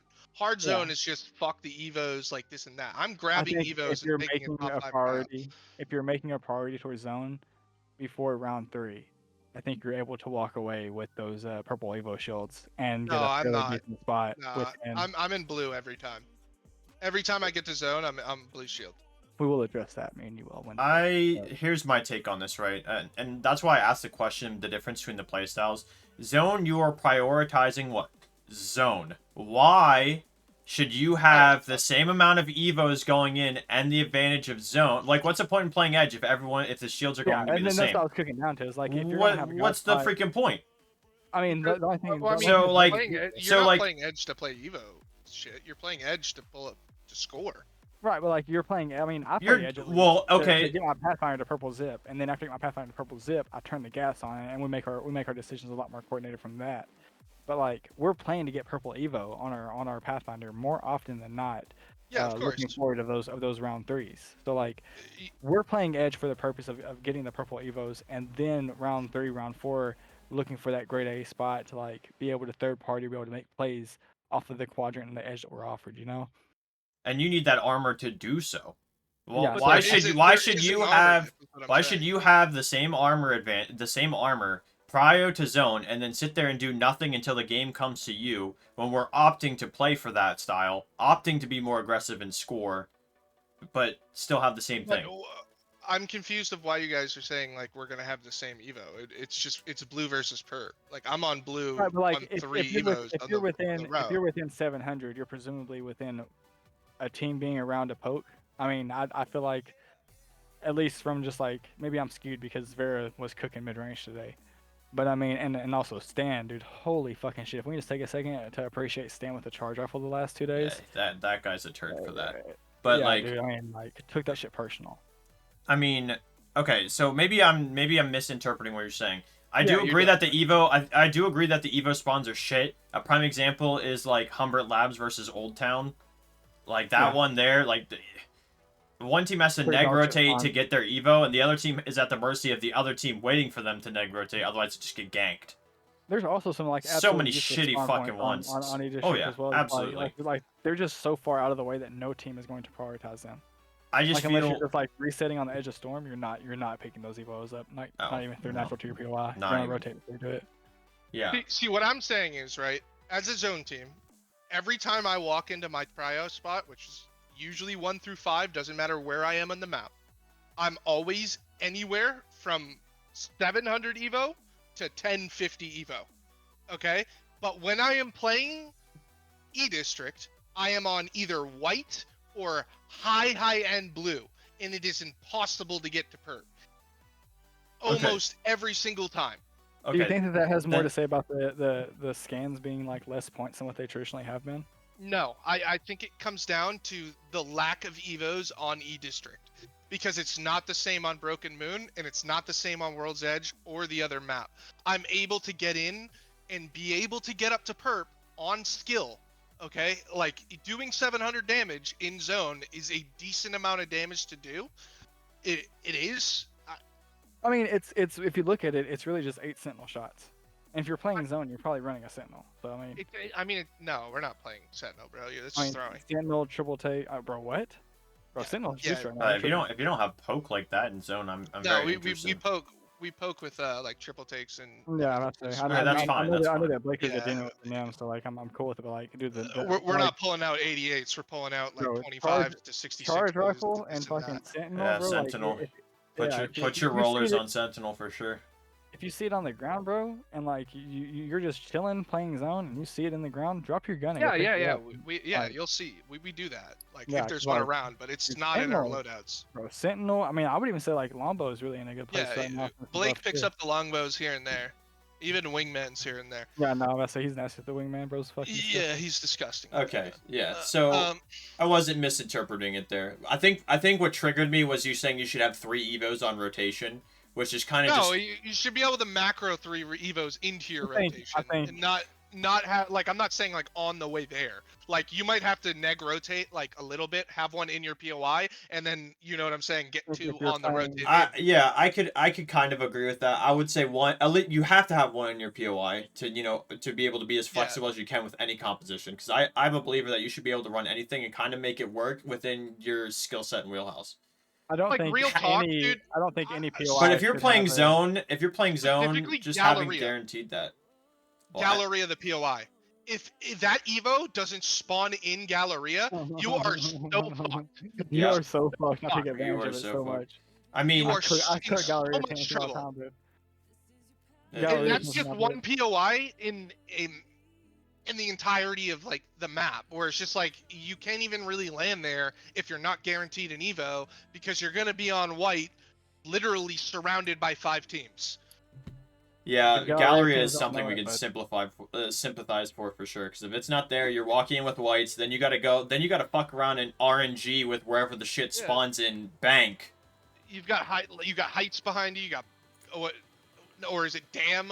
Dam. You've got the no name. You've got Stadium. Always trying to rotate in for that same one. And Oh. if it always goes towards that bridge side and the back side of Galleria, there is 4 POIs going for that one Evo. What if at the what if we same compromise? Scopes? time. What if we What? compromise, folks? Because like I disagree with you on principle, being able to get about 1100 LP just off or just or Evo, just off of a rotation. I disagree with that premise. I think that you I- should get about. I think you should get the roughly around like 700 to 800 off rotation, and you should be walking in with zones with like maybe 1,000 damage. Like you should have to earn those blue shields. You know what I'm saying? You should have to do damage and like earn those pokes, get those picks. No, if- No, yeah, you should exactly. be rewarded. No, you should be rewarded for good macro, dude. You mean, are rewarded with priority I to think zone you're- and safer macro. No, Yeah. because you get rolled over if you show You're white. rewarded with your. You're rewarded with sitting your center position. zone and you show white, you're dead. Right, but like that's on you to understand. Like you can't take. Okay, then Godspeed play on the White game. Shield. Stop picking your nose in a building. Play the game. That's literally how the game's like designed to Well, be like played. I mean I don't disagree that a battle royale is designed to be played like that, but I It's last disagree. man team I alive.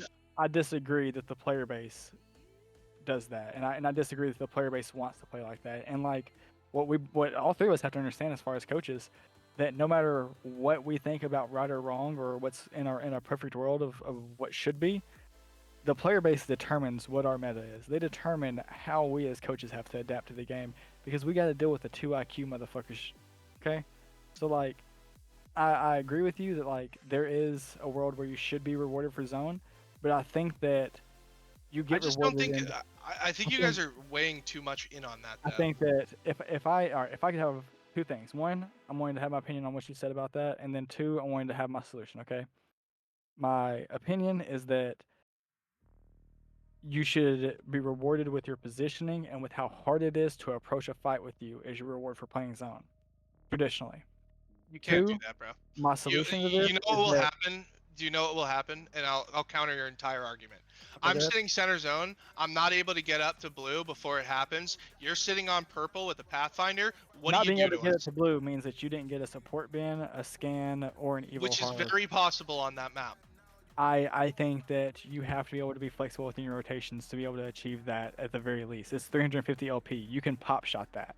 You can take a charge rifle and hit somebody across the map Good, but 3 if you times. manage to take one fight, get to zone, and you're on purple, or God forbid you get a brick and they're two But blue and a purple, but do how you know many what I'm saying solutions here? are there?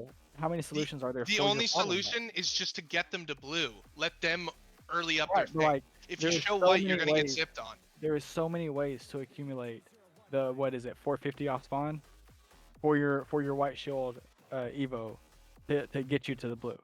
I think One blue you just banner have a and hatred. You just have a hatred for zone style play I don't style, I and you don't want it out of the No, game. I'm gonna disagree agree with Soaps here. Like you should like 700 is a good number for me, okay? Because you still have to work. What we're doing on Edge, working around different POIs, taking isolated fights, stuff like that. There, like that level of like play there, like 700 to me isn't that bad. And because the think map has shit spawns, 700 is so easily achievable it within the is. current It ranged is. weapons I we But have. if you're going when to you zone say with that, white armor Evil, and I can sympathize for that. But But like, anything okay, outside of that, your macro should be able to fix that. Your how legend I many comp. agree. guns? How many guns do we currently have? How many zone teams do you watch that can't get up to purple? Because I count a lot, bro. It's But not that mean, as is you that guys simple is have a as this. you trade-off. think it is. There That is is a a trade-off. trade-off. I mean, Yeah, you look have at prio to Verity. zone, and you get to poke. We don't get purple That's my field. point. That's why I say it's healthy. If you take that But, like, away and take evos away, it's gonna make that entire no, style of play I not don't there, want and to. you've I got don't want to take 20 Evo away. teams on edge. Whoa! We jumped to an extreme here. I don't want to take Evo away. My solution to this is actually add more Evo harbs and decrease the amount of Evo you get from the Evo harbs to about 275. I'm fine with that. That would be my solution to this problem, to this dilemma. I think that keeps the balance between you having that 700. Because I mean, I don't think that 700 is quite enough. I think that 1,000 should be the mark. But I mean, I am willing to compromise. Anything between 700 and 1,000 is a good area for me too. I think that 700 within the current sniper. I mean, Stan hit so many. Like the charge rifle is actually juiced as fuck, dude. Stan hit so many 132s on blue shields that like they just had a Harv and Yes. a blue bin. Evil. That's all they Also, had. though, that That's gun all is they had. extremely specialized. Right. To be But like, good with that, there's only like 3 players in the game that okay, I yeah. know of that are good enough to Nah, use that brother. gun in comp. That's Yes, one that's is your bias. Monsoon, the other is Trev, and outside of that, there isn't many people that can rock that gun consistently and put Viking up cap. fat damage. Viking cap. Viking What? cap's the tier. Viking exactly.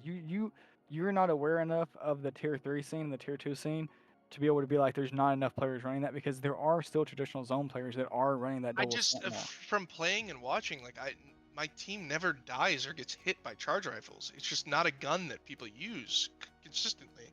That's what I'm going off of. Yeah, I mean, I think it's on you as a team if you're going to take. I mean, it's just part of the what we talked about earlier as far as adversity the game presents us, and BOGS versus CCs and that conversation about Pro League as well, right? This is a part of that conversation of like, you have to deal with more teams being super aggro. So you have to make the choice. Are you going to acknowledge the conflict and play around the conflict, whether it's disengaging from conflict and being talented at that, or whether it's capitalizing off the conflict and scoring and then disengaging, or full committing and sending it, right? Full committing to the kill and getting the team wipe. There's multiple ways to go around it, but like my point being is that there isn't a solve all for you, and I agree with you there. But there is 16 ways to Sunday on how you can approach this to get yourselves 2 blue shields. And from blue shields, I've watched Stan, a player that I coach personally that is not Monsoon, is not one of these top 3 players with a charge rifle, use the charge rifle. I mean, I want to say fairly short notice. Bro's been running the Sentinel and Hemlock and Nemesis.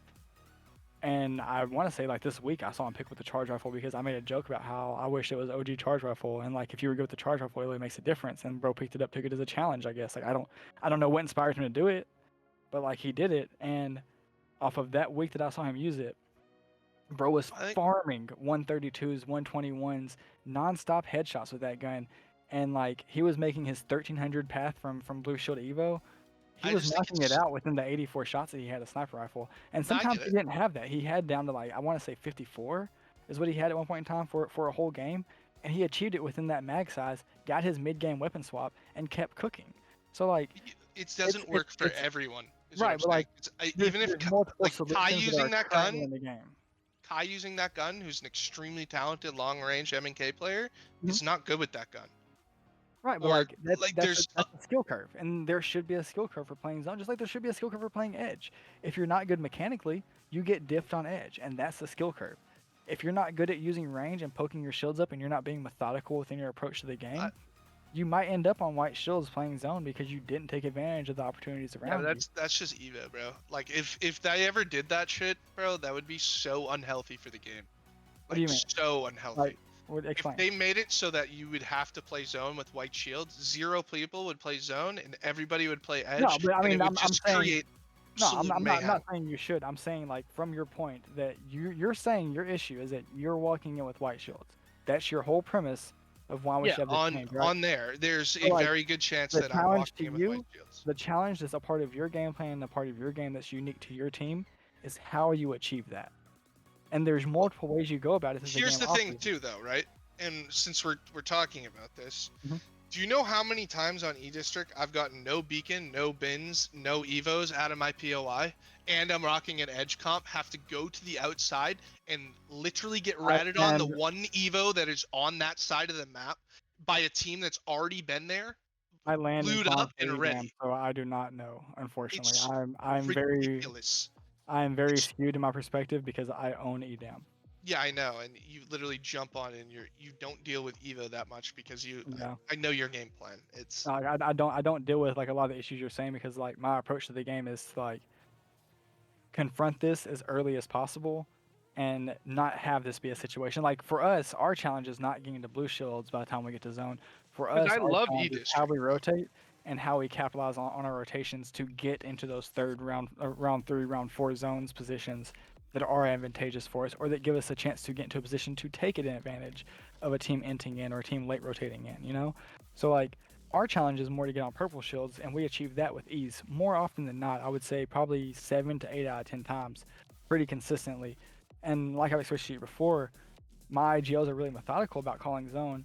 So like if you look at Vera plays a lot more of a zone style that I'm not as much of a fan of. Like even today, I was telling Vera that like I want to see him capitalize more on those early game opportunities and like just score 1 to 2 for me.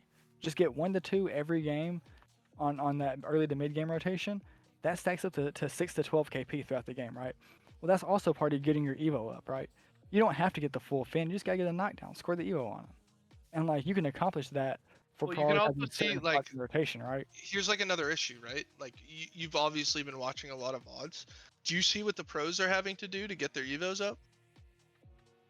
Dude, the pros on the map. The pros that I've dealt with today are not good examples for your point. Okay, they are res farming each other to get their evos up.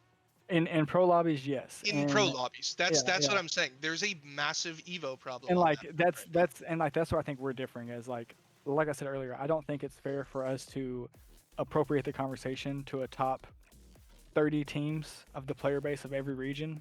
Yeah. versus Well, yeah. speaking generally to like the tier Yeah. 2, tier 3. But you see, Like- that's the thing. When you're having these ideas, I'm thinking of the whole community is abroad, and you're thinking of it like, well, dude, you're a tier 3 player. You need to hit these shots. Like, you get what I'm Well, saying? Well, yes and no. Like, I'm just a realist in the fact that, like, I mean, we'll approach it as it is. Every lobby you go into, if you're not into tier 1, if you're not in Pro League, if you're not active, I mean, even in Pro League, scrims are chaotic, right? But, like, if you're not in that upper echelon, that top 40 team, top 30 team bracket that's making Pro League, the top 40 teams that are being moved into those scrim blocks and stuff like that, if you're not within that upper echelon, none of the things you're saying necessarily apply to you unless there's issues within your game plan. Because, like, in tier 2, sometimes, like what we're seeing for BOGS, pro teams are just running at things, and there's nothing you can do about it because they're running at Evo, like they're prioritizing to run the Evo Harv super fast. Like we had Alliance non-stop today get purple shields out of like round 2 because they were just taking fights non-stop. They were hitting their scans non-stop. They were pretty much going Harv, scan, KP, Harv, scan, KP, rinse and repeat, getting on red shields by like round 3. It was fucking ridiculous, and they were a problem. And then you have teams like what Vera was doing, where he's prioritizing getting blue shields and running his ass to zone. You know what I'm saying? And like it's just that where like maybe your game plan is more zone influence, where you want to get that number 3 spot, you want to get that number 4, number 5 spot. Where Vera's okay with getting that number 6 through 8 spot, number 5 through 8 spot, and getting those blue shields. That can make a difference. You know what I'm saying? Whereas tier Yeah. 1, you're 10,000% correct. Where like you almost don't have that luxury to flex out for those scans and those Evo Harvs. You don't have that luxury to be late on your rotation because you've got to get there faster. And then I think you have more of a basis. But I just think it's unfair to like No, you apply can't. that Yeah, basis yeah. to No, the I rest agree. of the player base. And like maybe this is a little skewed of me, but out of my, I don't know, man, 2 years full-time coaching that I've been doing this, and like not playing, not having any, I mean I sub still, you know, all that good stuff of course, but like not having any responsibility as a player, to be more specific, I have really noticed how much of a difference there is and how much of a difference the player base wants there to be between tier 1 and tier 2. The player base doesn't want to play like tier 1. If they would have done it already. No, I disagree, bro. The T2, you see when T1 comes into T2, it's massive ego, bro. It's not about who wants to play Well, this yeah, way but or like- that way. It's literally that. Like you look at Womp Womp, for example, they'll just run things down because they say that they're better than everybody else. Right, Which but like mechanically they are, but that's You don't- just not the right way you play the game. but like in tier 1 you don't see that. Right? In tier You 1, do don't to an see extent, the and if you watch their scrims, it depends what lobby they're well, in. like okay, But if it's champ scrims, they're gonna take it serious. If it's regular scrims, they're gonna run down the lobby. yeah, right. So like let's take it to more of an actual setting, right? So respectfully, CCs is appropriate as our pro league, our LAN, right? This is our big event that we do. Everything in between here is más o menos, right? Can matter more or less to whoever. How you place in CCs is what your reputation staked on pretty much as a player, right? I think we can agree on that. What you place in? Wait, say that again. Sorry. Your performance in CCs, Yeah. BOGS CCs, regardless of how you do in the EEC $2,000 tournament or the CCE $2,000 tournament or the INF monthly 750, regardless of what you do in any of like those. experience. Yeah. CC's experience is kind of what the measure stick is within the scene, right? I think we agree on that. Yeah. So with that being said, CC's Dom, you could definitely recognize him as one of the better players in CC's, right? One of the more bricked IGLs whenever you start to look at things. He's a perfect example of the volatility. I wouldn't even say bricked. I would more just say like, it's ego. It's all ego. Yeah, well, I use bricks very usually. I mean, I use Yeah, bricks. yeah. It's different from my opinion. You know, I don't mean. Yeah, it as I an obviously don't insult. want to just shred him on a podcast, you know. No, I mean, I don't really give a shit. But like, I don't have no beef with him. I don't think he's a bad player. I think that he makes very questionable decisions as the IGL at times, but I don't think he's a bad player whatsoever. I mean, obviously his resume speaks for itself, right? Dude's very talented. But I mean, with that being said, like, I mean, like I said, I mean, bricked. Like, I'm a brick too. You know what I'm saying? Like, everybody's bricked. But with that being said, like, Dom is a perfect example of the volatility within the scene. You have a high-level player that's a very recommendable and like reputable player, just full inting things. When he gets in some situations, instead of choosing the healthier option in round 3 to rotate to zone, he's choosing to go third party. He's choosing to And go instigate. why do For you that think matter, that? I think that's how the player base wants to play, man. I think No, genuinely, I like, don't think that's player base. I think that the I- players have gone too long without coaching and don't understand the game at a macro level. but like that's their And choice. you though. have Like, you have a ton of non-IGLs in IGL positions I making know terrible far too decisions, many screwing coaches. everything up. Look at Cad Warrior for example. That dude is a fucking genius, dude. He understands the game on another level, and he brings an analytical perspective on another level that most coaches don't offer. I mean, for us three specific, we're all three very talented coaches. You have 3 of the best tier 2 minds within the like coaching scene right here in this group chat, right here in this call, right here in this pod. And like even then, Cad Warrior is not on a team right now. So like respectfully, I gotta disagree. I think the player base does choose. I mean, I know of ton of teams that are in that semis and that finalist conversation that are apprehensive to coaching because they don't want the extra opinions. And like that's a trash way to look at it, man. Like you don't want somebody else to be critical of you is basically what that comes down to in my opinion. Yeah. You know? No, you're So, like- definitely cooking there. There's a lot of so, like- egos. Like I do agree with you that like it does come down to not being coached, but that's more of a basis for me in my point of that it's their will. It's their choice to not get coached. It's their choice to whether it's a paid coaching session with some of the tier 1 and some of the greatest coaches in the scene that charge you an arm and a leg, whether it's somebody like us that just want some of your time and patience to hear us out and let us explain what we have to offer your team, or whether it's somebody who just needs just wants to try and just wants to be an analytical part of your team. They don't take those helps. They don't take those things and those tools. They don't take that part of their team and address those things. Well, that is largely a massive problem in the industry. Is what I'm Yeah, but, like, trying to that's- get at here. It's self-inflicted. I mean, I do agree. Very much agree with you. Where I differ on you at is that I think it's self-inflicted. I think that the coaches are out there if the player base wanted it. I think that there are. Yeah. No, you're 100% right. I'm blaming the player base. Yeah, I'm 1,000% blaming the player base for not And like I using think the tools that are there for them to succeed. But a lot of them are so egotistical that they think they're right, and even when they're wrong, they fight the wrong things. I see it over and over again.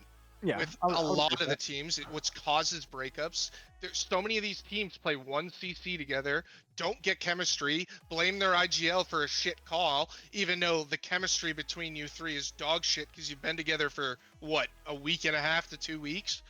It happens on almost every single team. The teams that are like the most successful have a duo that they've been with for years. For years. On every single great team that you see, it has a duo. Yeah, I agree. I think that team chemistry is one of the most forgotten about aspects of our esports specifically. I mean, it's also reflective of esports overall. I mean, esports has always been very volatile as far as rosters are Do you concerned. think there's a reason why Sweet is low key kind of struggling now that Nathan's gone?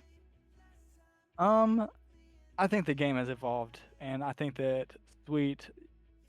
I think that okay, all right, maybe a hot take, and this is all respect to Sweet. Sweet is one of the most brilliant minds in the scene as far as an IGL is involved, right?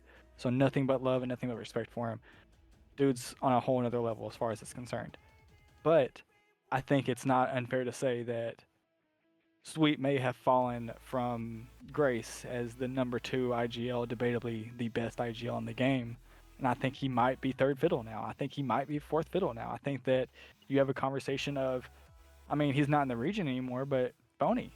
I think that Phony really made like his last land win. I think that really opened people's eyes that he's also a very talented IGL and he's very young and he's not going anywhere. He's still gonna be around the scene. I mean, I guess that's kind of ironic that he moves regions, but you know, he's still in Apex and like very talented mind who's gonna be here for a while. You have IGLs coming up in the scene that are very, very, very talented.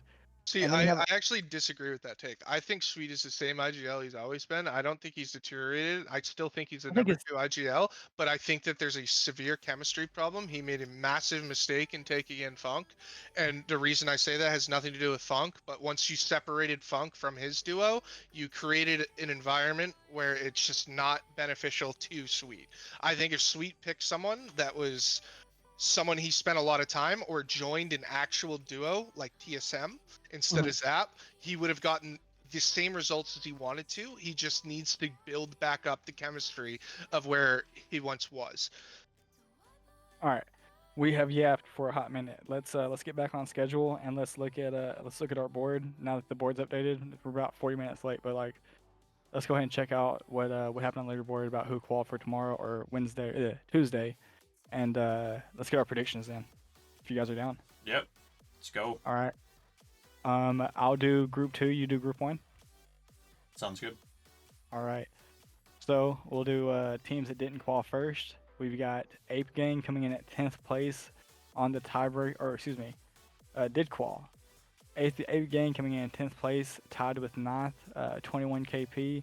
AKA did clutch up that tiebreaker we were looking at for that game. They come out of here with 36 points overall, 3rd place being their best placement, 12 KP to their name. Odium definitely I think is a surprise to be making finals. I don't think anybody would have picked that team.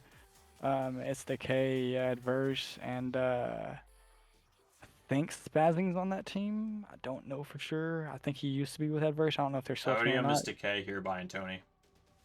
Right. But I don't think that's their actual in-game names anymore. I think that's Adverse, isn't it? I think that's Adverse's team. I think Decay and Adverse team together this one. I just don't know who's who, so I'll leave that alone. But they're a surprise to me. Fire Monkeys also a surprise to me. Didn't have them on my bingo card for the OGS finals. From the rest of it though, Purple Slushies definitely expected. NRGs expected. Falcons showed up and showed out today. Durags placed 2nd place with 24 kills. Love that for Bofer.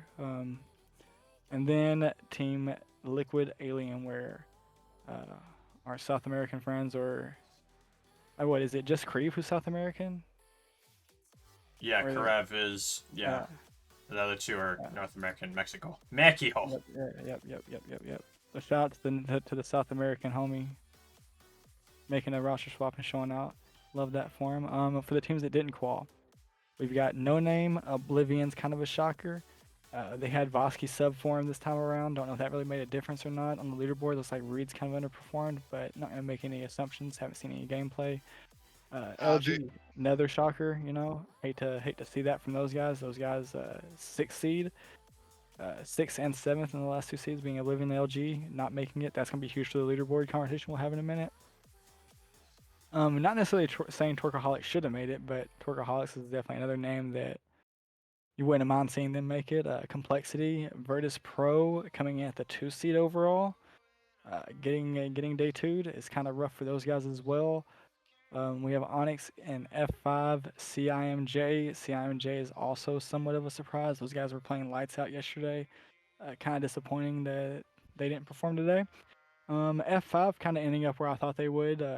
Didn't think they'd make it to this state, but still, I mean, I figured that they were going to kind of plateau and kind of fizzle out in day 2. So kudos for making it this far, but definitely didn't see them making it. Got you on group 1? Yep. So group 1, we got Cloud9 at the top of the board. You know, Saucer, it looks like he's playing lights out. Should be there as well. I mean, oh my goodness, I think they all just slammed. The numbers are so close. They just slammed. Shuby's the best Newcastle in the game right now. Absolutely. I don't even think it's close. We got Broskies. I've been hearing a lot of Shuby talk all day about Shuby for MVP. Shub Castle is insane. Shub Castle. Broskies, you got Kings, Bins, and them. You know, South America showing up once again. Furia, no shocker. Play, you know, very consistent. I'd argue that Vaxilon would be our number 2 Newcastle, or number 1 Newcastle on the keys. Lone Sharks out of the new Drop, Noct, and Yanya. Rip Bleed Esports, pay your players. Moist Esports, you know, Koifel, Empty, and Zainu and Co. 4th place seed, you know, nothing new there. Board showing up and showing out. Wizard Coin, MJ, the duo, and then AOFBS. Gods Among Men, you know, Dig Vibes, Moto, and Artsy, you know, doesn't surprise me at all, to be honest, very consistent. Stallions, maybe not being an 8th, but I mean, number 8 seed Stallions, you know, they've been playing very, very well. We got Dragons, more South America represent. I Brutus think this is our boys Darksiders team, isn't it? Or is he still with them? believe it is. Yeah, I believe yeah, so. I think Zany and Darkside are still with these guys. Shout out to those boys. Yeah. TSM #1 seed. This doesn't surprise me, and because this is the trend for TSM is they always like, they're #1 seed over in points, but I always feel like they make it so close for no reason. It feels like sometimes. Bro, can we just I talk about think how BLGS 2 was the same. Minus Tempo is good. going to be You know the why? highest rated free agent. They play very, very zone like oriented, which is really and they're having a little bit of a difficult time scoring right now. Yep. And then those who didn't qual, we have Dead Butt. I mean, only 4 points behind TSM. Like I said, TSM is just making it feel so close. Virtue's a little surprising, just because they've been so consistent, in my opinion. 17th is not an easy feat. Motion, Orioles. Okay, did not know that honestly, I didn't even know this team existed. So shout out to these guys. I mean, Orioles, Zach W. Keys, very talented mouse keyboard player, and Demon Wraiths. The Denver Thuggets. Demon Wraith is back right there. Bam. Denver Thuggets, my boy Dan Mantic. This is pretty much CCE essentially. Trev Stacks, Cap coming back. Glad to see these two back at it. Glad to see Cap back and then Dan Mantic. Very 15 points. I feel like some things probably didn't go their way. Maybe some POI issues. Very low scoring in my opinion, from what I've seen from the CE squad. Asguri, this is another South American team. Shout out Litecoin. Yeah. Sleepola, Nellis, Iworth, and Puka. I think that's Puka. Could botch it. I mean, I haven't seen much of them, but seeing Sleepola and Nellis, I know that there's definitely things to offer. Bland contenders for sure. Plutonium, our boy Ant and his squadron. It's a tough lobby for a newly formed squad for sure. Need a max win. I think what came down for those guys, if I can just have my 2 cents on those guys, what little gameplay I got to see, man, is it just came down to the fact that those guys didn't have the experience together. They were team fighting, the numbers exchanges and stuff like that. You could tell they were a little scrambled from the lack of chemistry and cohesion. So give those guys 2 weeks. BLGS #4, that might be my sleeper team when I keep it honest with you guys. I mean, N56 seed, that's tippable. I like that. I need a max win, Slothus, Fiddle in them. Don't really have an opinion on that. BBL, I don't really know this squad. And then we have Redeem, Z Davis. I don't know what the community keeps letting this guy come back, but he comes back and cooks, and he gets around where he is now. So, I mean, I think Redeem has always been it. Yeah. Z Davis is like, you just can't get rid of that guy. He'll take a break. He'll come back and he'll show out, and then show that he's there. This last one's a toss up for me because one of these players I expected a lot from this upcoming BLGS for 20th place. Yeah, for Licks to be in 20th place, they were in my handicap. They were in our lobby, and this could be a running out of steam. This could be a humble situation, but I know these guys like to play aggressively, play on edge. Maybe it was a POI thing. I don't know. It's definitely surprising for me because I know that these guys are really good team fighting. Maybe they got humbled on the edge. POI is not quite sure. This is definitely a surpriser for me moving forward. But that is your top 20, and then going into finals. Oh, they didn't want to give it to us. They haven't updated yet. No, they didn't want to give it. They can't even give us the graphic, man. So if you guys want to keep track of it, I've got Cloud9, Broskies, Furia, Lone Sharks, Moist Esports Board, Gods of Man, Stallions, Dragons, TSM. Coming out of Lobby 1, Group 2, T-Law, Durags, Falcons, NRG, Purple Slushies, Fire Monkeys, the Dark Horse, Tripods, Odium's a Dark Horse, and AKA, last but not least, our former Pro League, I believe they got relegated, Ape Gang. Yeah, so that'll be your lobby for tomorrow. What do you guys got for winners? Winning tomorrow. That's so hard. Give me 1, 2, and 3. I will give you in order. In order. All right, go ahead. 1, 2, 3. I'll give you. I want to give this one to Cloud9. If they play as consistent as they did to these past 2 days, I want to say Cloud9 1, 2 Falcons, 3 Furia. All right. Evil. You wanna go ahead? You okay? All right. All right. I'm going to kind of piggyback off you just a little bit. I'm gonna actually throw a hot spicy take into this one. I'm gonna do my top three, and then I'm gonna give an honorable mention for a dark horse. All right. I've got T Law. Not in any order. I'll have to think about the order a little bit more. I've got T Law, Falcons, and I will take Furia coming in my top three. I'm going to give an honorable mention and a dark horse to Stallions. I think that there is a world where we see Stallions wake up and rise to the occasion and they win the day tomorrow, or not tomorrow, excuse me, Tuesday.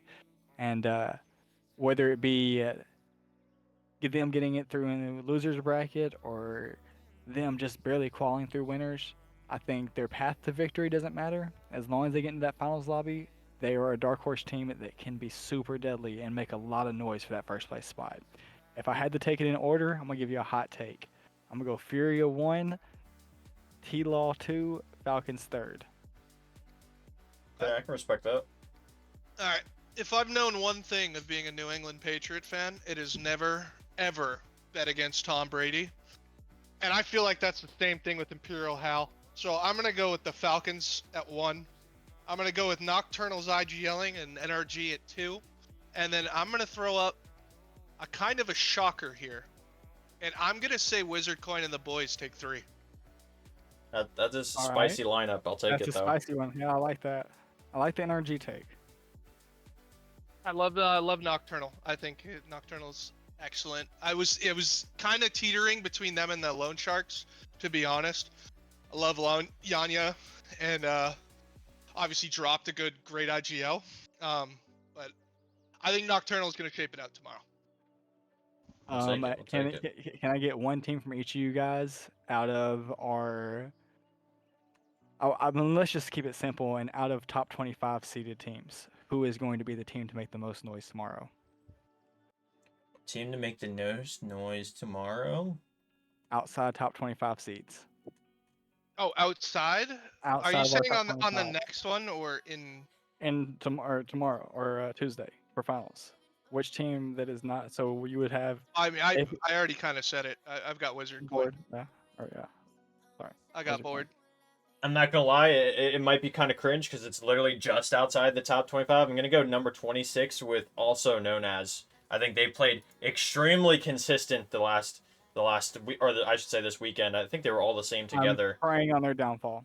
I mean, you can pray for their downfall, but like, you can't deny the numbers here. They've been playing very consistent. They might have been on the edge, this last set, but very consistent team. That's colors. I like colors. Yeah. Yep, they beat us out of tiebreaker. I hope they get absolutely slammed in the losers bracket and get absolutely slammed. in the losers bracket. But I respect your take. That's Evil. crazy comms. That's crazy comms. Don't be Nah, I'm- sleeping. Don't be sleeping Nah, on bro. 130 here. Nah, Come bro. on now. I'm following up with my IGL Vera, bro. Vera's known for starting beef. I'm coming up with the hot takes, bro. Oh my. All my homies Lord. hate. All my homies hate. Can someone hate tell me Vera, who bro. Clone Zera is though? I don't know. He's Is this- he's a South American player. Is he? Yeah. South American. He's been in and out of their pro league. I've seen him make some noise. Yeah, Clonzera is a pretty solid Yeah, I South was gonna American say player. I've definitely seen him. He's got 10K earnings. All right. Yeah, so last Fire thing. Monkeys aren't someone that just showed up. Nope, not some random for sure. But Not some random. What about Odium? I mean I know They're- Decay. they're- That's a they're really not good great. showing for Decay. Shout Yeah, out to Decay. that's very like them making That's finals typical. is super fucking. That's unexpected for typical. them, honestly. Even look at Twerkaholics and Tweezy. Them making semis is impressive as well. Prophecy. All right, last thing I got for you guys before What? fucking I get the fuck out of here and let you guys cook for us tonight. I know you're an old man. What do we think the leaderboard impact for our BLGS circuit points is going to look like within our qualifications? We're talking about our top 20 teams. I don't think it's gonna shift much. I don't I'm think it's be gonna honest. shake up either. I think a lot of the people who slipped up the same in the past. Not gonna see much. I think the only person that's probably going to drop out is Weave, and that's kind of just the situation they put themselves in, being day one. But that's kind of So, the only one I think that's we, going to swap. Thuggets, and Doom fall out of our top 20, and we'll see Falcons step in there, and I think Dig Vibes will step in there. and man, for the next team to take the last spot. It's gonna be known jump, as. It's gonna be known as. Also known as. I'm gonna take the do-rags. I'll take the do-rags to make a jump because I can't take AKA. Fuck 'em. I'm gonna take the Well, I do-rags. mean, That is the math. crazy. You have to add the math. Like a lot of these teams are just guaranteed. Oh, because- do-rags. The do-rags is in 27. So Yeah. not No, unheard we're of. at, oh, okay, okay. Yeah, I think they're all Yeah. gonna jump up. I'm gonna be real. And doesn't Yeah. yeah, those few will jump for sure. Yeah, even But- Dragon's just gonna jump up. I think that do-rags is gonna make their way into the top 20. I think the Falcons will make their way into the top 20. Of course, obviously they got some course correcting to do, right? Yeah, And then I think that God Amongst Man makes it in the top 20. I think man, that anyone up SQ 30 falls, can happen. Thuggets falls. I think Weave falls, Doom falls, obviously. I'll even give you another one. I think that Broski's falls on the leaderboard tomorrow. I think that the South American team gets a little sloppy within their gameplay, and they get punished for it against some of these more stouter teams. Agreed. I think that Odium and them being in the lobby and being variables, I think that Odium has no idea who I am, and they probably don't fuck with me one bit because they've conned me for POIs. and Why I've ran is them off POIs. Complexity playing? But Odium, if you hear me, make Tuesday fucking interesting. You have nothing to lose. You making it this far, nobody expected you to do that. Play fearless and play to disrupt. Make a fucking name for yourself on that stage.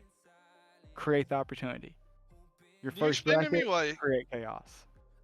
Can you explain to me why Complexity is still playing? And Moist Esports after winning CC1 and CC2? For fun. Complexity and Moist Esports. Probably for the bracket They points. won qualifier 1 and they won. You're automatically in, Yeah, but probably for the bracket points. but you're automatically in. Yeah, but like, don't you wouldn't you want the bracket points to start off with what is it like a 10-point advantage for so and so place? And Is that what Just not- happens? I thought that's what they did. They may not. I could have swore it's I just think like it could into just be a, for finals lobbies. I know for finals lobbies you start. off yeah. with It might with, be for